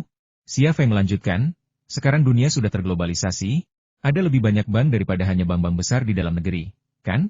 Ambil contoh pinjaman. Jangan bilang kau memblokir akses pinjamanku. Selama aku menyebarkan berita ke luar negeri, bank-bank asing secara alami akan menghubungiku dan menawarkan pinjaman. Selain bank-bank asing, ada juga dana modal ventura asing. Dengan kinerja XL2500 yang terdepan di dunia, tidak bisakah aku mendapatkan investasi dari dana modal ventura? Kata-kata Xia Feng menarik perhatian para eksekutif bank. Ekspresi Mu Jianfeng dan Ye Kun menjadi muram. Meskipun mereka bisa menggunakan koneksi mereka untuk memblokir akses Xia Feng ke pinjaman di dalam negeri, mereka tidak bisa memblokirnya dari luar negeri. XL2500 buatan Thunder Horse Military Factory telah meraih kesuksesan global di pameran senjata ringan internasional di Rusia. Dengan itu saja, mendapatkan pinjaman dari bank-bank asing dan dana modal ventura akan sangat mudah bagi Xia Feng. Xia Feng tersenyum. Mari kita bicarakan pesanannya. Kau tentu punya kemampuan untuk membuat militer mengurangi pesanan mereka dan membeli barang rongsokan Hanwu Weapon Company. Tapi, percayalah, Tiongkok punya senapan runduk tercanggih di dunia. Tapi militer tidak melengkapi mereka dengan barang rongsokan Hanwu Weapon Company. Kalau petinggi tahu, apa yang akan mereka lakukan? Sebaiknya kau bersiap untuk investigasi semacam itu. Lagi pula, meskipun Tiongkok tidak memesan satupun senjata, aku masih punya pesanan dari luar negeri. Apa kau punya kemampuan untuk memblokir pesanan itu? Apa kau pikir kau dewa? Seluruh ruangan pribadi itu hening. Saat itu, pintu tiba-tiba terbuka, menampakkan wajah yang sangat cantik. Cuma beberapa miliar. Ngapain repot-repot ke bank? Aku akan memberikannya padamu, katanya. Beberapa miliar? Cuma beberapa. Kalau kata-kata seperti itu datang dari orang biasa, mungkin mereka akan muntah. Tak perlu menyombongkan diri, kan? Namun, datang dari Shen Tianyin, situasinya benar-benar berbeda. Tak seorang pun akan menduga ia sedang menyombongkan diri, karena 5 miliar bukanlah apa-apa bagi seorang ratu seperti dirinya, yang kekayaan bersihnya mendekati 100 miliar. Ada pepatah jika Anda memiliki 1000 yuan di saku, Maukah Anda menghabiskan 50 yuan untuk membantu orang yang Anda cintai? Terlebih lagi, kata-kata Shen Tianyin adalah tentang memberi, bukan meminjamkan. Ia bersedia memberi Xia Feng 5 miliar. Apa artinya seorang wanita memberi seorang pria 5 miliar? Di pintu masuk ruang pribadi, Tang Yuyan, yang belum pergi, merasakan kepahitan di hatinya. Ia ingin membantu Xia Feng di saat ia membutuhkan, tetapi situasi yang baru saja terjadi bagaikan seember air dingin yang disiramkan ke kepalanya. Meskipun keluarga Tang besar, aturan keluarga selama berabad-abad telah mengurung mereka seperti sangkar. Terlebih lagi, ia adalah seorang wanita dengan seorang kakak laki-laki. Mustahil ia mampu memberikan 5 miliar yuan dari keluarga Tang untuk membantu Xia Feng. Dalam hal itu, ia tak pernah bisa dibandingkan dengan Shen Tianyin. Senyum getir tersungging di wajah Tang Tianlong, tak lain karena ia teringat putrinya. Ia tahu putrinya menyukai Xia Feng, dan Xia Feng adalah calon menantu yang nyaris sempurna. Penampilan, karir, kemampuan, temperamen, dan kepribadiannya semu sempurna, dan seluruh keluarganya sangat menyayanginya. Namun, setelah Shen Tianyin muncul, ia tiba-tiba menyadari putrinya bukanlah tandingan wanita ini. Wanita baik-baik dikejar banyak pria, dan pria baik-baik juga dikejar banyak wanita. Xia Feng berdiri dan berkata sambil tersenyum, "Tianyin, kenapa kau di sini?" Shen Tianyin tersenyum tipis. "Bukankah sudah kubilang aku ingin bertemu denganmu? Tempat ini tidak besar, jadi aku bisa dengan mudah menemukanmu dengan bertanya." Ia tidak menyebutkan pesan WeChat tentang kamar mayat karena ia tahu pesan itu bukan dari Xia Feng. Xia Feng berkata, "Lupakan saja, ayo kita pergi ke tempat lain. Ada yang membuatku merasa tidak enak." Shen Tianyin mengangguk pelan. "Ayo kita ke rumahku. Ayahku terobsesi dengan masakanmu, dan aku juga ingin sekali makan masakanmu." Apakah ini ungkapan kasih sayang di depan umum? Mu Jianfeng, betapapun sabarnya, tak sanggup lagi. Terlebih lagi, ia sendiri telah gagal memaksa Xia Feng untuk menyerah. Jika ia membiarkan Xia Feng pergi seperti ini, di mana harga dirinya? Nona Shentu, Mu Jianfeng juga berdiri, wajahnya cemberut. "Anda bilang akan memberi Xia Feng 5 miliar? Benarkah?" Shen Tianyin berkata dengan tenang, "Tanpa Xia Feng, aku tak akan berada di tempatku sekarang. Tanpa Xia Feng, ayahku tak akan sesehat sekarang, apalagi hidup tenang di masa tua. Xia Feng lebih dekat denganku daripada keluarga. Ia butuh bantuan sekarang, jadi kenapa aku tak mau membantunya? Bahkan 5 miliar pun tak akan kuberikan. Bahkan jika ia butuh 10 miliar, aku akan memberikannya." Sambil berbicara, Shen Tianyin melirik Tang Yuyan, yang berdiri di dekat pintu. Kata-katanya ditujukan kepada Mu Jianfeng, tetapi juga ditujukan kepada Tang Yuyan. Itu adalah deklarasi kedaulatan. Serangan khas seorang ratu, tetapi Tang Yuyan tidak bisa menanggapi. Xia Feng sangat tersentuh. Sekalipun ia tidak menginginkan uang Shen Tianyin, kata-kata Shen Tianyin saja sudah sepadan. HMPH. Mu Jianfeng mendengus dingin. "Nona Shentu, Anda harus berpikir jernih. Saya dapat mengatakan dengan jujur bahwa dengan melakukan ini, Anda menyatakan perang terhadap Shenzhou Industrial Group dan Han Weapon Company. Saya tahu kekuatan Anda. Kekayaan Anda telah menduduki peringkat 3 orang terkaya di Tiongkok, dengan aset mendekati 100 miliar. 5 miliar benar-benar bukan apa-apa bagi Anda. Tapi apakah Anda tidak takut seseorang mengincar saham Wanxiang Group? Apakah Anda tidak takut seseorang menyelidiki sumber kekayaan Anda? Ini adalah ancaman yang gamblang. Orang kaya tidak melawan yang berkuasa. Ini adalah kebenaran yang terbukti sepanjang sejarah." Secercah amarah terpancar di dahi Shen Tianyin.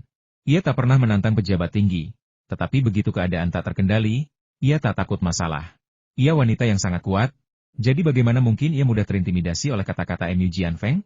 Namun, tepat ketika Shen Tianyin hendak membalas, Xia Feng meraih tangannya dan berkata sambil tersenyum, "Tianyin, ini masalah antara aku, grup industri Shenzhou, dan perusahaan senjata Hanwu. Jangan ikut campur. Aku menghargai kebaikanmu, tapi aku tak akan mengambil uangmu. Aku, Xia Feng, tak pernah menjadi pria yang mengambil uang dari wanita. Kau tak ingin aku menjadi pria seperti itu, kan?" Shen Tianyin ragu sejenak. Sebagai wanita yang cerdas, bagaimana mungkin ia tak memahami inti masalahnya? Ia juga tahu bahwa Xia Feng sebenarnya melindunginya, menjauhkannya dari masalah. Namun, semakin Xia Feng bersikap seperti ini, semakin lembut hatinya, dan semakin ia ingin membantunya. Tanpa menunggu Shen Tianyin berbicara, Xia Feng berkata, "Sudahlah, kita tidak usah bicara bisnis malam ini. Ayo makan. Aku sudah lama tidak bertemu Paman Ren, dan aku baru saja ingin pergi." Shen Tianyin menghela napas, "Baiklah, aku akan mendengarkanmu. Hanya ada 2 orang di dunia ini yang bisa membuat Ratu Shentu dari grup Vientani patuh Shentu Ren dan Xia Feng. Namun, sebelum Xia Feng dan Shen Tianyin sempat meninggalkan ruangan pribadi itu, Mu Jianfeng tiba-tiba meraih gelas anggur di atas meja dan membantingnya ke lantai. Kerak! Gelas itu pecah berkeping-keping, membuat pecahan-pecahannya beterbangan. Xia Feng, aku sudah cukup menghormatimu dan menawar harga tertinggi. Apa kau benar-benar ingin menghancurkannya dan menjadi musuhku? Tanya Mu Jianfeng. Xia Feng menatap Mu Jianfeng yang marah, dengan nada marah dalam suaranya, Tuan Mu, saya sudah menjelaskannya dengan sangat jelas. Saya tidak akan menjualnya dan saya tidak akan menjualnya. Anda tidak bisa memblokir pabrik militer Le5 saya meskipun Anda mau. Biar saya beritahu, Anda akan segera pensiun, apa yang masih Anda perjuangkan? Saya mengabdi untuk negara, dan semua yang saya lakukan sesuai dengan hati nurani saya. Saya sama sekali tidak takut pada Anda. Yah, Anda tidak takut, kan? Mu Jianfeng mencibir. Apakah mekanik wanita Jerman di pabrik militer Le5 Anda takut pada saya? Xia Feng tercengang. Anina adalah pilar pabrik militer Le5 dan juga kelemahannya. Ye Kun mencibir. Kudengar Jerman sedang mencarinya. Kami pasti tidak akan memberitahu siapapun. Tetapi jika seseorang secara tidak sengaja membocorkannya dan mekanik Jerman itu dideportasi kembali ke Jerman, apa yang akan terjadi? Xia Feng membanting meja makan. Dengan suara keras, hidangan yang baru saja dimasak melompat dan jatuh kembali ke meja. Dia memelototi Ye Kun. Coba saja. Ye Kun menggelengkan kepalanya.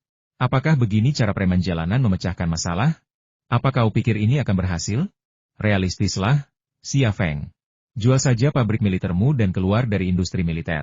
Itu akan lebih baik untuk semua orang. Kurasa itu bukan ide yang bagus. Suara seorang pria tiba-tiba terdengar dari ambang pintu. Xia Feng berbalik dan melihat Ling Hao. Ling Hao muncul di ambang pintu. Dia mengenakan setelan hitam dan kacamata, tampak sangat berkelas. Dia tidak terlihat seperti orang yang mendominasi, tetapi saat ini dia memancarkan aura yang sangat mendominasi, dengan aura dominasi yang menekan semua orang.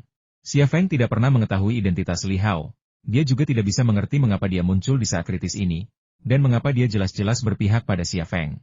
Siapa kau? Mu Jianfeng bertanya terus terang.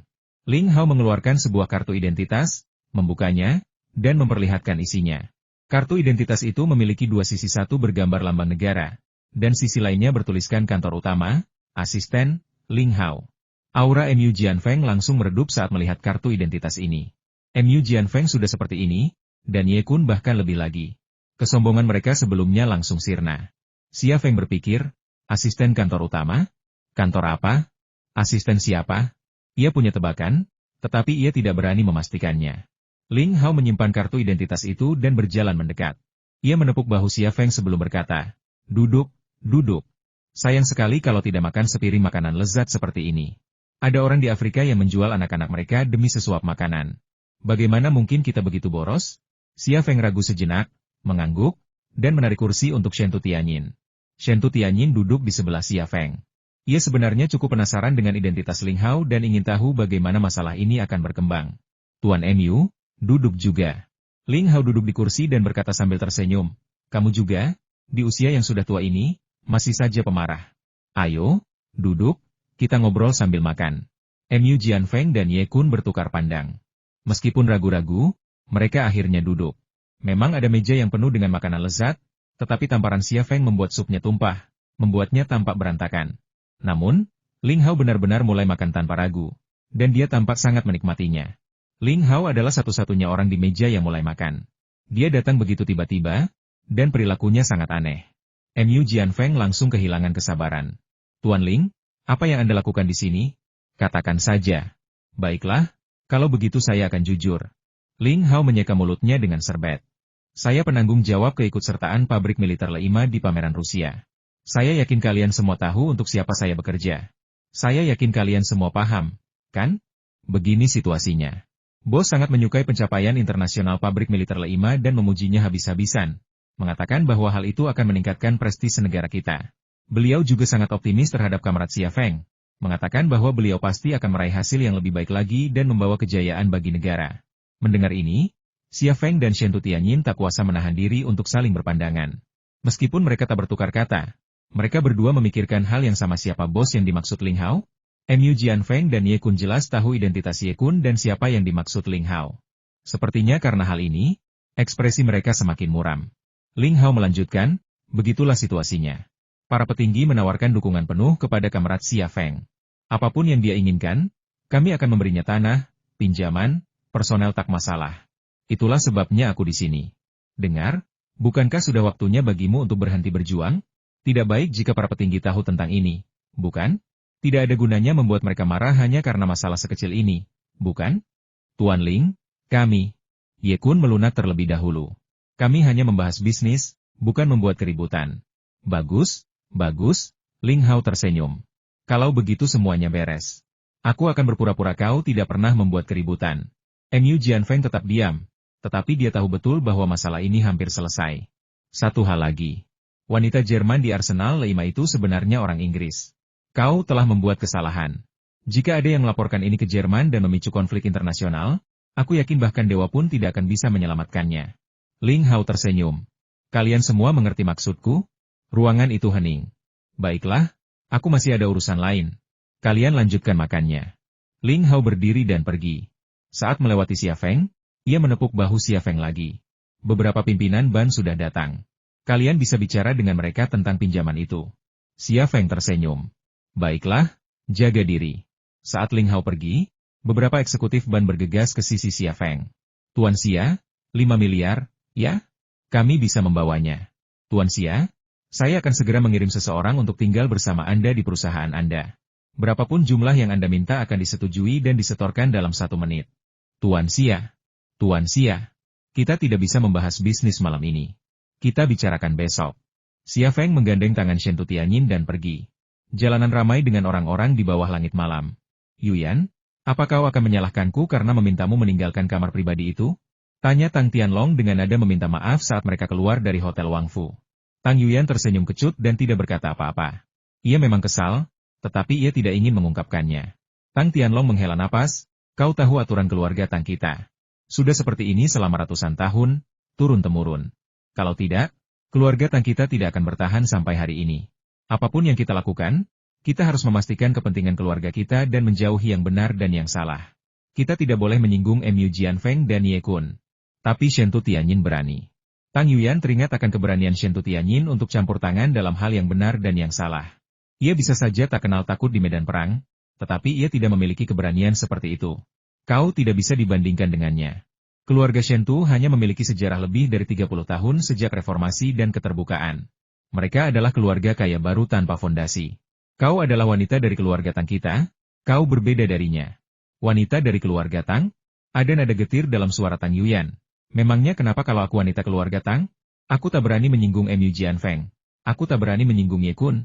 Bahkan aku tak bisa mengalahkan Shen Tutianyin. Untuk apa aku membutuhkan aura seperti ini? Tang Tianlong berkata keluarga Tang kita bisa bertahan ratusan tahun. Tapi keluarga Shen Tu baru diwariskan kurang dari 100 tahun. Apa kau tidak sadar? Mu Jianfeng menggunakan cara menyerang saham grup Wan Xiang dan memeriksa aset untuk melawan. Ada ketakutan di mata Shen Tutianyin. Xia Feng bersikeras tidak membiarkan Shen Tutianyin campur tangan. Sebenarnya, itu juga untuk melindunginya. Bisakah keluarga seperti itu bertahan lama? Lupakan saja, aku tak mau dengar ini. Kalaupun kau tak mau dengar, aku akan memberitahumu, lanjut Tang Tianlong. Aku tahu kau menyukai Xia Feng. Ibumu, kakekmu, dan aku juga sebenarnya menyukainya. Jika kalian bisa bersama, itu akan luar biasa. Namun, jika itu mengancam kepentingan keluarga Tang kita, kau tak punya pilihan selain menyerah. Kau tak bisa bersaing dengan Shen Tutianyin, jadi jangan bertengkar. Jauhi Xia Feng. Tang Yuyan menggigit bibirnya pelan, enggan menyerah. Bagaimana mungkin kau menyerah begitu saja pada seseorang yang kau sukai? Lagi pula, Xia Feng pernah menyelamatkan hidupnya sebelumnya. Ia tak akan pernah melupakan apa yang ia dan Xia Feng alami di Afghanistan. Aku tahu sulit meyakinkanmu, kata Tang Tianlong. Kalau begitu, begini saja. Setelah melihat perilaku Xia Feng di hotel hari ini, kurasa dia seperti bahan peledak waktu yang siap meledak kapan saja. Dia akan hancur, dan orang-orang di sekitarnya akan terluka. Kau putriku, dan tentu saja aku ingin kau bahagia, tapi aku tak suka melihatmu terluka. Kami sudah menyelidiki, tapi tidak menemukan apapun. Bagaimana dia bisa menjadi bahan peledak waktu? Lupakan saja, aku tidak ingin membahas ini lagi. Sebaiknya kau kembali dulu. Aku ingin jalan-jalan sendiri. Tang Yuyan, yang enggan melanjutkan, pergi meninggalkannya sendirian. Tang Tianlong menghela napas, menatap putrinya yang kesepian, dan terdiam cukup lama. Di bawah langit malam yang sama, di sebuah villa keluarga tunggal di kompleks perumahan mewah, pemandangan yang sama sekali berbeda terbentang. Baiklah, makan malam sudah siap. Xia Feng muncul dari dapur, membawa nampan berisi 3 mangkuk mie polos. Shen Tutianyin cemberut. Kesal? Hanya ini yang kau buat untuk kami? Aku berharap bisa makan besar, tapi ternyata hanya 3 mangkuk mie. Xia Feng tersenyum dan berkata, lihat jamnya. Sudah hampir jam 10. Kalau kau membuat pesta, kapan kita akan makan malam? Aku tidak takut kelaparan, tapi tubuh Paman Ren tidak tahan. Shen Turen tersenyum. Lihat, Feng Zi itu cerewet sekali. Kita makan di ruang tamu saja, jangan di ruang makan. Kita bisa nonton TV. Ayah cuma tahu cara membelanya. Shen Tu Tianyin berpura-pura kesal, tapi tidak berhasil. Ketika Xia Feng memberinya semangkuk mie panas, ia tak kuasa menahan senyum. Mereka bertiga makan mie di ruang tamu sambil menonton TV. Shen Turen sepertinya sengaja memilih Phoenix Military Channel, yang sedang menayangkan program militer. Pembawa acara yang berpakaian kamuflase itu berbicara dengan lantang dan penuh wibawa. Setelah memperkenalkan kapal perusak as yang canggih, adegan tiba-tiba beralih ke senapan runduk. Begitu melihat senapan runduk itu, Xia Feng langsung mengenalinya. Itu adalah senapan runduk XL2500 yang ia dan Anina kembangkan bersama. Tianyin, lihat, ini senapan yang dikembangkan Feng Zi. Senapan runduk XL2500, kata Shen Turen bersemangat. Apakah ini senapan yang dikembangkan Feng Zi? Aku belum pernah melihatnya sebelumnya. Ayah, bagaimana ayah bisa mengenalinya? Shen Tu Tianyin tampak penasaran. Shen Turen berkata, kau tidak tahu? Beberapa hari terakhir ini, Xia Feng dan senapan runduk XL2500-nya selalu muncul di mana-mana. Di koran, berita TV, dan online. Aku sudah melihatnya berkali-kali. Bagaimana mungkin aku tidak mengenalinya? Shen Tu Tianyin tersenyum. Dengan semua sensasi dan perhatian media, Mu Jianfeng dan Ye Kun benar-benar ingin menekan Feng Zi dalam keadaan seperti ini, benar-benar bertentangan dengan kehendak langit. Xia Feng tampak tidak menyadari percakapan antara Shen Turen dan Shen Tu Tianyin. Ini pertama kalinya ia membaca berita tentangnya, dan ia tampak sangat asyik. Di TV, pembawa acara mengerahkan tongkat ke senapan XL2500 di layar dan mengumumkan dengan suara khas, ini adalah senapan runduk generasi baru yang diteliti dan diproduksi secara independen di negara kita, XL2500. Senapan ini pertama kali dipamerkan di pusat pameran internasional Moskow. Tuan Xia Feng, ilmuwan militer termuda di negara kita, menggunakannya untuk mengalahkan Barrett, perusahaan yang telah mendominasi pasar senapan runduk selama beberapa dekade. Adegan tiba-tiba beralih ke atap pusat pameran internasional Moskow. Seorang pemuda Tionghoa yang tinggi dan tampan berdiri dengan senapan, penampilannya mengesankan. Pada saat itu, ia memancarkan aura tak terkalahkan dan ketampanan yang tak tertandingi. Shen Tu Tianyin diam-diam memperhatikan Xia Feng di TV. Pada saat itu, ia juga terpikat. Setelah acara militer berakhir, Xia Feng tiba-tiba tertawa. Kapan aku jadi ilmuwan militer? Aku yakin orang-orang akan menertawakanku jika aku memakai topi ini. Siapa yang berani menertawakanmu? Tanya Shen Tu Tianyin. Hanya berdasarkan senapan runduk yang kau teliti, kau pantas menyandang gelar itu. Apa yang telah dicapai para calon ilmuwan penerima subsidi dan dana penelitian itu? Shen Turen menjawab, benar, Feng Zi, jangan terlalu merendahkan diri. Lalu ia tersenyum. Menurutku, kau bukan hanya ilmuwan militer, tapi juga dokter ajaib. Kau menyembuhkan orang sepertiku yang hampir mati. Siapa yang berani bilang kau bukan dokter ajaib? Xia Feng merasa sedikit malu mendengar pujian itu. Makan mie, makan mie. Setelah menghabiskan mie-nya, Xia Feng memijat Shen Turen lagi. Setelah masa istirahat dan olahraga ini, Shen Turen bisa berjalan perlahan, tanpa tongkat. Tingkat pemulihan seperti ini adalah sesuatu yang tak pernah berani ia bayangkan. Setelah meninggalkan kamar Shen Turen, Shen Tu Tianyin memanggil Xia Feng ke ruang kerjanya. Lei, kukatakan padamu, jangan pergi ke bank untuk meminjam. 5 miliar, bunganya saja sudah sangat berat. Shen Tu Tianyin langsung berkata aku bilang aku akan memberimu 5 miliar, dan kata-kataku ini penting. Asal kau mengangguk, aku akan segera meminta Departemen Keuangan untuk mengumpulkannya untukmu. 5 miliar tunai, ini jumlah uang yang sangat besar. Bahkan jika Shen Tu Tianyin ingin menggunakannya, persiapannya akan memakan waktu. Sejujurnya, Xia Feng sedikit tergoda. Tetapi setelah memikirkannya, ia menggelengkan kepalanya. Tianyin, bukannya aku tidak mau menerima bantuanmu, tapi aku tidak ingin kau ikut campur.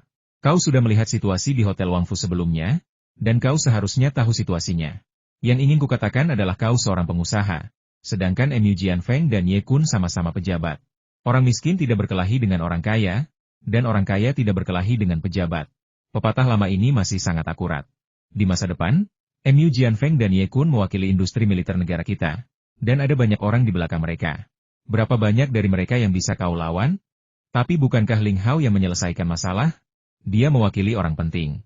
Mu Jianfeng dan Ye Kun jelas-jelas terintimidasi. Aku memberimu uang, apakah mereka berani ikut campur? Kata Shen Tu Tianyin. Xia Feng tersenyum masam. Kalau kau benar-benar berpikir ini akhir, kau naif. Mereka tidak akan menyerah. Mereka kelompok kepentingan yang besar. Mereka tidak akan menyerah, dan aku tahu itu lebih baik daripada siapapun. Pokoknya, jangan ikut campur. Aku bisa memanfaatkan koneksi Ling Hao untuk mendapatkan pinjaman berbunga rendah. Shentu Tianyin mendesah. Kau selalu menolak bantuanku. Ayahku dan aku berutang budi padamu yang menyelamatkan nyawa. Dan jika bukan karenamu, grup Wanxiang mungkin akan dimiliki sepenuhnya oleh keluarga paman keduaku. Katakan padaku, keluarga kami berutang begitu banyak padamu. Bagaimana kami bisa membalasmu? Kenapa? Xia Feng tidak tahu harus berkata apa. Dia tidak pernah mengharapkan balasan. Shentu Tianyin menatap Xia Feng dalam diam, dan setelah jeda yang lama, dia mengucapkan sesuatu yang nyaris tanpa senyum, kau tidak akan memintaku menikahimu, kan? Xia Feng membeku, tidak yakin bagaimana harus menjawab. Pikiran seorang wanita adalah hal yang paling rumit di dunia. Terkadang dia berkata tidak, tetapi jauh di lubuk hatinya dia menginginkan sesuatu. Terkadang ia berkata ya, tetapi jauh di lubuk hatinya ia tidak menginginkannya. Shentu Tianyin berkata, kau tidak bisa memintaku untuk menyerahkan diriku padamu, kan? Pertanyaan itu terdengar retoris, menyiratkan bahwa ia tidak menginginkannya. Tetapi siapa yang tahu apakah ia benar-benar menginginkannya?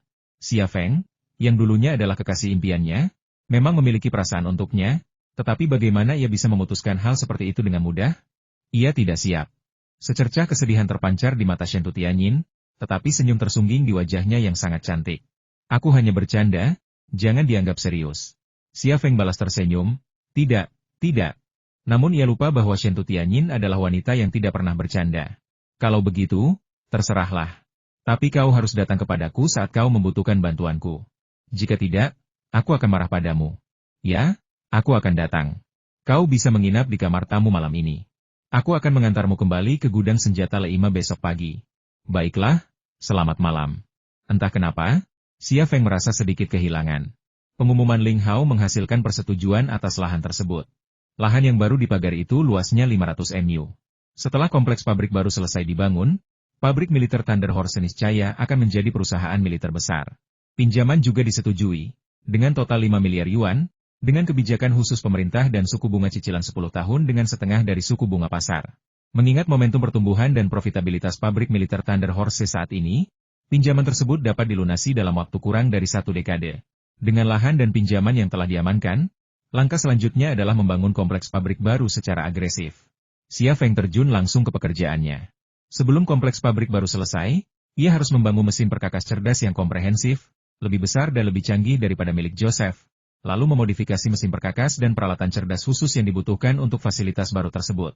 Ini adalah pekerjaan yang sangat besar, tetapi ia tidak sendirian. Selain Anina, asistennya yang setia, Thunder Horse Group juga memiliki tim ahli mesin dan insinyur listrik seniornya sendiri.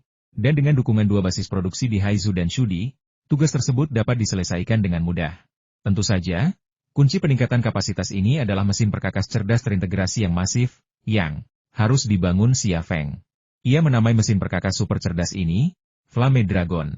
Desainnya sendiri melibatkan ratusan gambar, dan berat total komponennya mencapai 500 ton. Mesin sebesar itu hanya dapat dirancang oleh pikiran Xia Feng. Selama tahap menggambar, otaknya seperti superkomputer dengan kecerdasan buatan. Kemampuan komputasi dan analitisnya mencapai kecepatan yang luar biasa. Sementara insinyur listrik lainnya membutuhkan banyak perhitungan dan analisis untuk memecahkan masalah. Pikirannya, seperti mesin giling uap berkecepatan tinggi, menghancurkan semuanya. Selama proses ini, ia menyerap hampir semua pengetahuan teknik listrik di dunia, menggabungkan pengetahuan yang diperolehnya di Jerman, pelatihan intensif yang diperolehnya di negara asalnya, dan pengetahuan yang telah dipelajari dan disintesisnya selama periode tersebut. Ditambah dengan pengalaman dan wawasannya sendiri, ia mungkin tidak menyadarinya, tetapi ia tak diragukan lagi adalah insinyur listrik paling tangguh di dunia. Bahkan tim yang terdiri dari 100 insinyur listrik terampil dari Eropa dan Amerika pun tak akan mampu menandinginya sekarang. Naga api yang ia rancang adalah sebuah keajaiban, dan ia sendiri adalah keajaiban di antara keajaiban. Sebelumnya, ia sempat berspekulasi tentang apakah otaknya telah berevolusi, tetapi ia tidak dapat memastikannya secara pasti. Namun, setelah bekerja keras selama beberapa saat, ia akhirnya mengerti otaknya telah berevolusi hingga tingkat yang mengerikan. Mungkin, seiring berjalannya waktu, evolusi ini akan terus berlanjut. Apa titik akhirnya? Tak ada jawaban. Namun, satu hal yang pasti setelah naga api selesai, ia akan menjadi mesin perkakas tercanggih, cerdas, dan presisi di dunia. Ia juga akan menjadi permata mahkota pabrik militer Thunder Horse. Selama 20 hari, Xia Feng menyelesaikan semua cetak biru, dan komponen-komponen terkait dikirim dari pangkalan Haizu dan Shu ke pabrik militer Thunder Horse. Selanjutnya adalah penyelesaian komponen dan perakitan. Namun sebelum itu, ada satu hal lagi yang perlu ia lakukan. Di kantornya, Xia Feng menumpuk semua cetak biru. Menumpuknya setinggi hampir 60 cm di atas mejanya. Ia berdiri di mejanya, tangan disangga di permukaan, mata kirinya terpaku pada tumpukan kertas di hadapannya, membangkitkan kemampuan clairvoyance-nya dan mengamatinya lapis demi lapis. Sementara itu, di dalam benaknya, cetak biru terus berkembang dan selaras. Rangkaian listrik dan semua komponen pada cetak biru tersebut digabungkan, membentuk mesin perkakas cerdas terpadu Yanlong di dalam benaknya. Yang lebih aneh lagi, mesin perkakas cerdas terpadu Yanlong yang tersusun di dalam benaknya tidak hanya memiliki semua komponen dan rangkaian listrik, tetapi bahkan dimensi setiap komponen dan fungsi setiap program pun terhitung di dalam benaknya. Tidak benar. Untungnya, aku sudah memeriksa, dan bagian ini salah. 10 menit kemudian, Xia Feng membuka tumpukan cetak biru tersebut, mengambil pena, dan mengoreksi cetak biru ke 88 sebelum tersenyum puas. Jika kemampuan seperti itu diketahui dunia luar, pastilah akan menimbulkan sensasi global. Sepasang mata diam-diam muncul di jendela kantor, mengamati Xia Feng dengan saksama. Pria yang berdiri di luar adalah Huang Suedong, seorang insinyur listrik bergaji tinggi di pabrik militer Leima. Xia Feng langsung melihat Huang Suedong saat ia muncul. Memata-matai, Xia Feng bertanya-tanya, apa yang dia coba lakukan? Insinyur Huang, apa yang kau lakukan di sini? Suara Anina terdengar dari luar pintu. Setelah menghabiskan begitu banyak waktu di Tiongkok, bahasa Mandarinnya telah meningkat pesat. Huang Suedong meninggalkan jendela dan berkata sambil tersenyum, tidak apa-apa. Saya akan pergi ke departemen desain. Kamu bisa bicara dengan Direktur Xia, dia mungkin ada di kantor. Silakan, saya pergi. Reaksi Huang Suedong menarik perhatian Xia Feng, dan sedikit kecurigaan muncul di benaknya. Dia jelas melihatku, tapi dia bilang aku mungkin ada di kantor. Apakah dia mencoba menyembunyikan intip-intipnya? Kenapa dia harus melakukannya? Jika dia kebetulan lewat, berhenti untuk melihat-lihat, itu bukan masalah besar. Tetapi jika dia mencoba menyembunyikan tindakan seperti itu, berbohong kepada seseorang, maka mungkin ada masalah. Anina masuk ke kantor, menggenggam setumpuk besar daftar. Lukas, satu lagi komponen telah tiba. Coba lihat dan pastikan semuanya benar. Xia Feng dengan santai membolak-balik daftar itu dan berkata, Anina, apakah ada yang salah dengan Huang Suedong akhir-akhir ini? Anina tampak bingung. Apa maksudmu? Xia Feng berpikir sejenak. Misalnya, apakah dia mengambil foto di bengkel atau diam-diam menelepon? Anina juga berpikir sejenak. Tidak, dia tidak melakukan semua itu. Dia bekerja sangat keras. Mengapa kau bertanya? Oh, tidak ada. Xia Feng tersenyum. Kau telah bekerja keras akhir-akhir ini. Anina bersandar lembut pada Xia Feng. Bagaimana kau berterima kasih padaku? Mendengar ini, reaksi pertama Xia Feng bukanlah pada otaknya, melainkan pada pinggangnya. Sedikit nyeri. Ini benar-benar aneh. Pada saat itu, tatapan Xia Feng tiba-tiba beralih ke dinding di samping koridor. Mata kirinya sedikit berkedut, dan pemandangan di balik dinding mulai terlihat. Huang Suedong belum pergi, tetapi tetap di sudut, mendengarkan dengan tenang. Kecurigaan Xia Feng semakin kuat, dan ia tiba-tiba berkata, Anina, ayo kita ke ruang tunggu. Sekarang, rasa malu Anina memudar, kata-katanya ragu-ragu. Lukas sayangku, ini pagi, dan jam kerja bukankah itu ide yang bagus? Aku punya sesuatu untuk dibicarakan denganmu. Ayo kita ke ruang tunggu, kata Xia Feng keras, dengan sengaja. Oke, suara Anina lembut, pipinya memerah. Ruang tunggu itu berada tepat di dalam kantor, dipisahkan oleh sebuah pintu. Begitu, masuk, Anina menjatuhkan daftar itu di sofa dan menghambur ke pelukan Xia Feng. Tangannya, kakinya, seluruh kepribadiannya tampak liar. Sebelum masuk, ia berpura-pura menjadi kepala teknisi pabrik militer Leima, seorang yang serius dan formal. Namun begitu berada di ruang tunggu, ia langsung menanggalkan penyamarannya dan berubah menjadi kekasih Direktur Xia. Perubahan ini hanya berlangsung 2 atau 3 detik. Apa yang kau lakukan? Bisik Xia Feng, matanya tertuju pada pintu ruang tamu. Anina membalas Xia Feng dengan tangannya. Dengan cekatan ia menurunkan resleting sepanjang beberapa sentimeter itu dan berjongkok. Alis Xia Feng berkerut. Ia memanggil Anina ke ruang istirahat untuk menangkap pencuri, tetapi ia malah menjadi mangsa wanita Jerman itu. Benar saja, beberapa menit kemudian, Huang Suedong muncul di pintu kantor. Ia melihat sekeliling sebelum bergegas masuk. Ia langsung menuju meja Xia Feng. Ia sampai di meja, mengeluarkan ponselnya, dan mulai memotret cetak biru di atasnya. Sayangnya, hanya dengan beberapa atau 10 gambar, ia bisa menyelesaikannya dengan cepat, tetapi dengan ratusan gambar di meja, ia tidak bisa memotretnya. Ia tampak cemas, tangannya gemetar, dan butiran keringat membasahi dahinya. Alicia Feng berkerut, tetapi itu bukan hanya karena ia telah menemukan mata-mata perusahaan, tetapi juga karena Anina.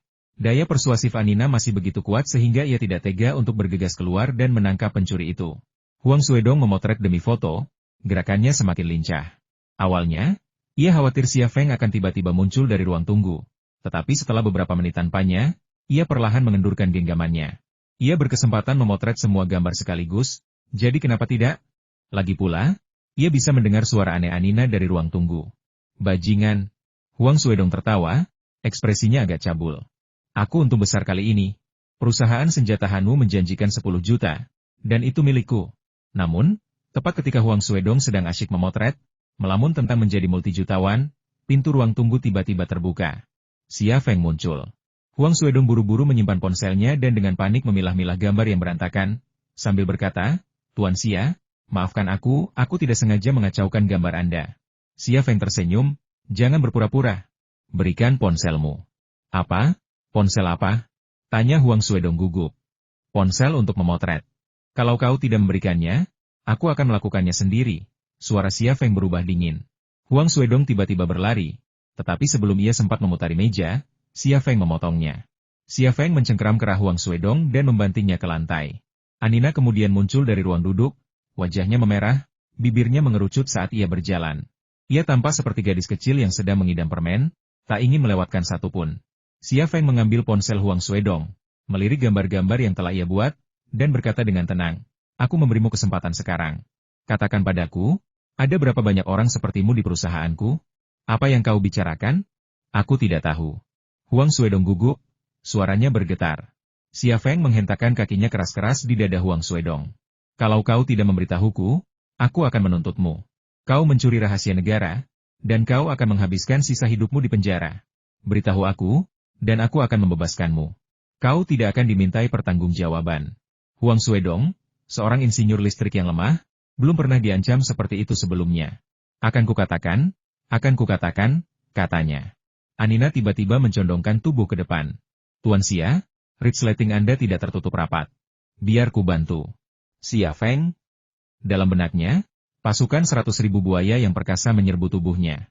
Secara total, Huang Suedong telah mengungkap 16 orang. Kebanyakan dari mereka adalah mekanik senior, insinyur listrik, dan desainer di pabrik militer Le5. Ada juga 2 karyawan biasa, yang bekerja di lini produksi. Orang-orang ini bekerja di hampir setiap area di pabrik militer Le5. Jika perilaku Huang Suedong tidak diketahui secara kebetulan dan tertangkap basah oleh mata-mata perusahaan, Hanu Weaponry mungkin telah mencuri barang-barang berharga. Apakah hanya Hanu Weapon Company? Xia Feng tidak setuju. Ia yakin Shenzhou Industrial Group juga pasti terlibat. Jika perampokan terbuka tidak mungkin dilakukan, mencuri adalah cara tercepat yang bisa dipikirkan kedua perusahaan untuk mencapai tujuan mereka. Hal itu tercela, tetapi juga sudah diduga. Setelah menerima telepon dari Xia Feng, Ling Hao pun datang. Ling Hao bertanggung jawab atas pameran XL2500 di Moskow, dan kini menjabat sebagai penghubung langsung pemerintah untuk proyek perluasan pabrik militer Le5, yang secara efektif bertindak sebagai manajer proyek khusus. Dengan kejadian seperti ini di pabrik militer Le5, ia tentu saja harus turun tangan. Lebih dari selusin mata-mata komersial, yang dipimpin oleh Huang Suedong, dikurung di ruang konferensi. Xia Feng, Ling Hao, dan Qin Xiang juga hadir. Sekitar selusin mata-mata komersial ini jelas bukan mata-mata profesional. Mereka disuap oleh Hanu Weapon Company dan Shenzhou Industrial Group demi uang. Mereka sama sekali tidak memiliki bakat mata-mata. Dihadapkan dengan 3 wajah tegas dan dingin, mereka semua menundukkan kepala, bahkan tidak berani melirik. Bicara sekarang, kata Ling Hao dingin, siapa pemimpin di antara kalian? Semua orang terdiam, tetapi beberapa dari mereka tanpa sadar melirik Huang Suedong. Xia Feng, Qin Xiang, dan Ling Hao tak bisa tidak memperhatikan tindakan mereka. Tatapan mereka jatuh pada Huang Suedong hampir bersamaan. Xia Feng berkata, namanya Huang Suedong, seorang insinyur listrik di sini. Ling Hao menggebrak meja konferensi dengan marah, Huang Suedong, beraninya kau mencuri rahasia negara dan bertindak sebagai mata-mata untuk kekuatan asing? Tahukah kau bahwa kejahatan ini bisa membuatmu tertembak di kepala? Hah? Wajah Huang Suedong memucat. Ia segera menjawab, bukan, itu bukan kekuatan asing. Itu perusahaan senjata Hanu. Ye Kun, sekretaris direktur Ye, Chen Men, menemuiku. Kami makan malam bersama. Ia memberiku 500.000 yuan untuk mencuri rahasia dagang pabrik militer Thunder Horse. Chen Men? Xia Feng mengerutkan kening. Bukankah Ye Kun menghubungimu? Huang Suedong berkata dengan hati-hati. Siapa orang itu? Kenapa dia bertemu dengan orang tak dikenal sepertiku? Semua ini karena sekretarisnya, Chen Men, yang mengatur segalanya. Jika Ye Kun tidak maju, bahkan jika Ling Hao yang melanjutkan kasus ini, ia hanya bisa menuntut Chen Men, dan itu sama sekali tidak akan merugikan Ye Kun. Ye Kun ini benar-benar berhati-hati dan licik. Xia Feng bertanya lagi, siapa di antara kalian yang disuap oleh grup industri Shenzhou? Tak seorang pun berbicara, tetapi beberapa orang tampak gugup. Xia Feng berkata dengan dingin, jujur saja. Disuap oleh perusahaan senjata Hanu sama saja dengan disuap oleh grup industri Shenzhou. Jika kau mengakui detail penyuapan mereka dan informasi apapun yang kau berikan, hukumanmu mungkin ringan. Jika kau mencoba mengambil risiko, kau akan menerima hukuman yang lebih berat. Seseorang dengan cepat mengakui telah disuap oleh seseorang dari grup industri Shenzhou. Namun, seperti kasus Huang Suedong, orang yang menghubungi dan membayar mereka adalah tokoh kecil di dalam grup industri Shenzhou. Sekalipun mereka bisa menyelidiki, mereka hanya bisa melacaknya kembali ke orang itu, dan akan sulit untuk melibatkan Mu Jianfeng. Setelah seharian bekerja, materi interogasi dikumpulkan dan diserahkan kepada Ling Hao. Huang Suedong dan orang yang dikhianatinya juga dibawa pergi. Xia Feng mengantar Ling Hao pergi, sambil berkata, faktanya jelas. Hanu Weaponry dan Shenzhou Industrial Group dengan sengaja menyuap karyawan saya dan mencuri rahasia dagang perusahaan kami. Katakan padaku, bagaimana seharusnya masalah ini ditangani? Ling Hao tersenyum kecut. Faktanya memang jelas, tetapi Anda juga tahu bahwa dengan bukti yang kami miliki, kami tidak dapat menjatuhkan orang yang Anda inginkan. Xia Feng mengerutkan kening. Apakah kita akan membiarkan ini begitu saja? Tentu saja tidak, kata Ling Hao. Orang-orang yang telah kita selidiki harus dihukum. Ini juga akan menjadi peringatan bagi kedua perusahaan itu, memaksa mereka untuk berperilaku baik. Saya tahu apa yang Anda inginkan, tetapi saya tidak memiliki kemampuan untuk melakukannya, dan jangan berharap orang lain melakukannya untuk Anda. Tujuan Xia Feng, tentu saja, adalah menjatuhkan Ye Kun dan Mu Jianfeng. Namun, ia tahu mereka berdua adalah taipan yang kuat, dan dengan kekuatannya saat ini, ia tak mungkin bisa menjatuhkan mereka. Shenzhou Industrial Group dan Hanu Weaponry keduanya adalah perusahaan militer milik negara, masing-masing mewakili faksi yang kuat. Jika perang besar-besaran pecah, bagaimana mungkin mereka menyerah? Pada saat itu, ia tak hanya akan gagal menggulingkan orang yang ingin digulingkannya, tetapi ia sendiri juga akan berada dalam masalah besar. Memahami hal ini, Xia Feng tidak berniat melanjutkan masalah ini lebih jauh. Ia berkata, baiklah, Tuan Ling, saya serahkan masalah ini kepada Anda. Lakukan saja apapun yang Anda bisa. Saya tidak keberatan.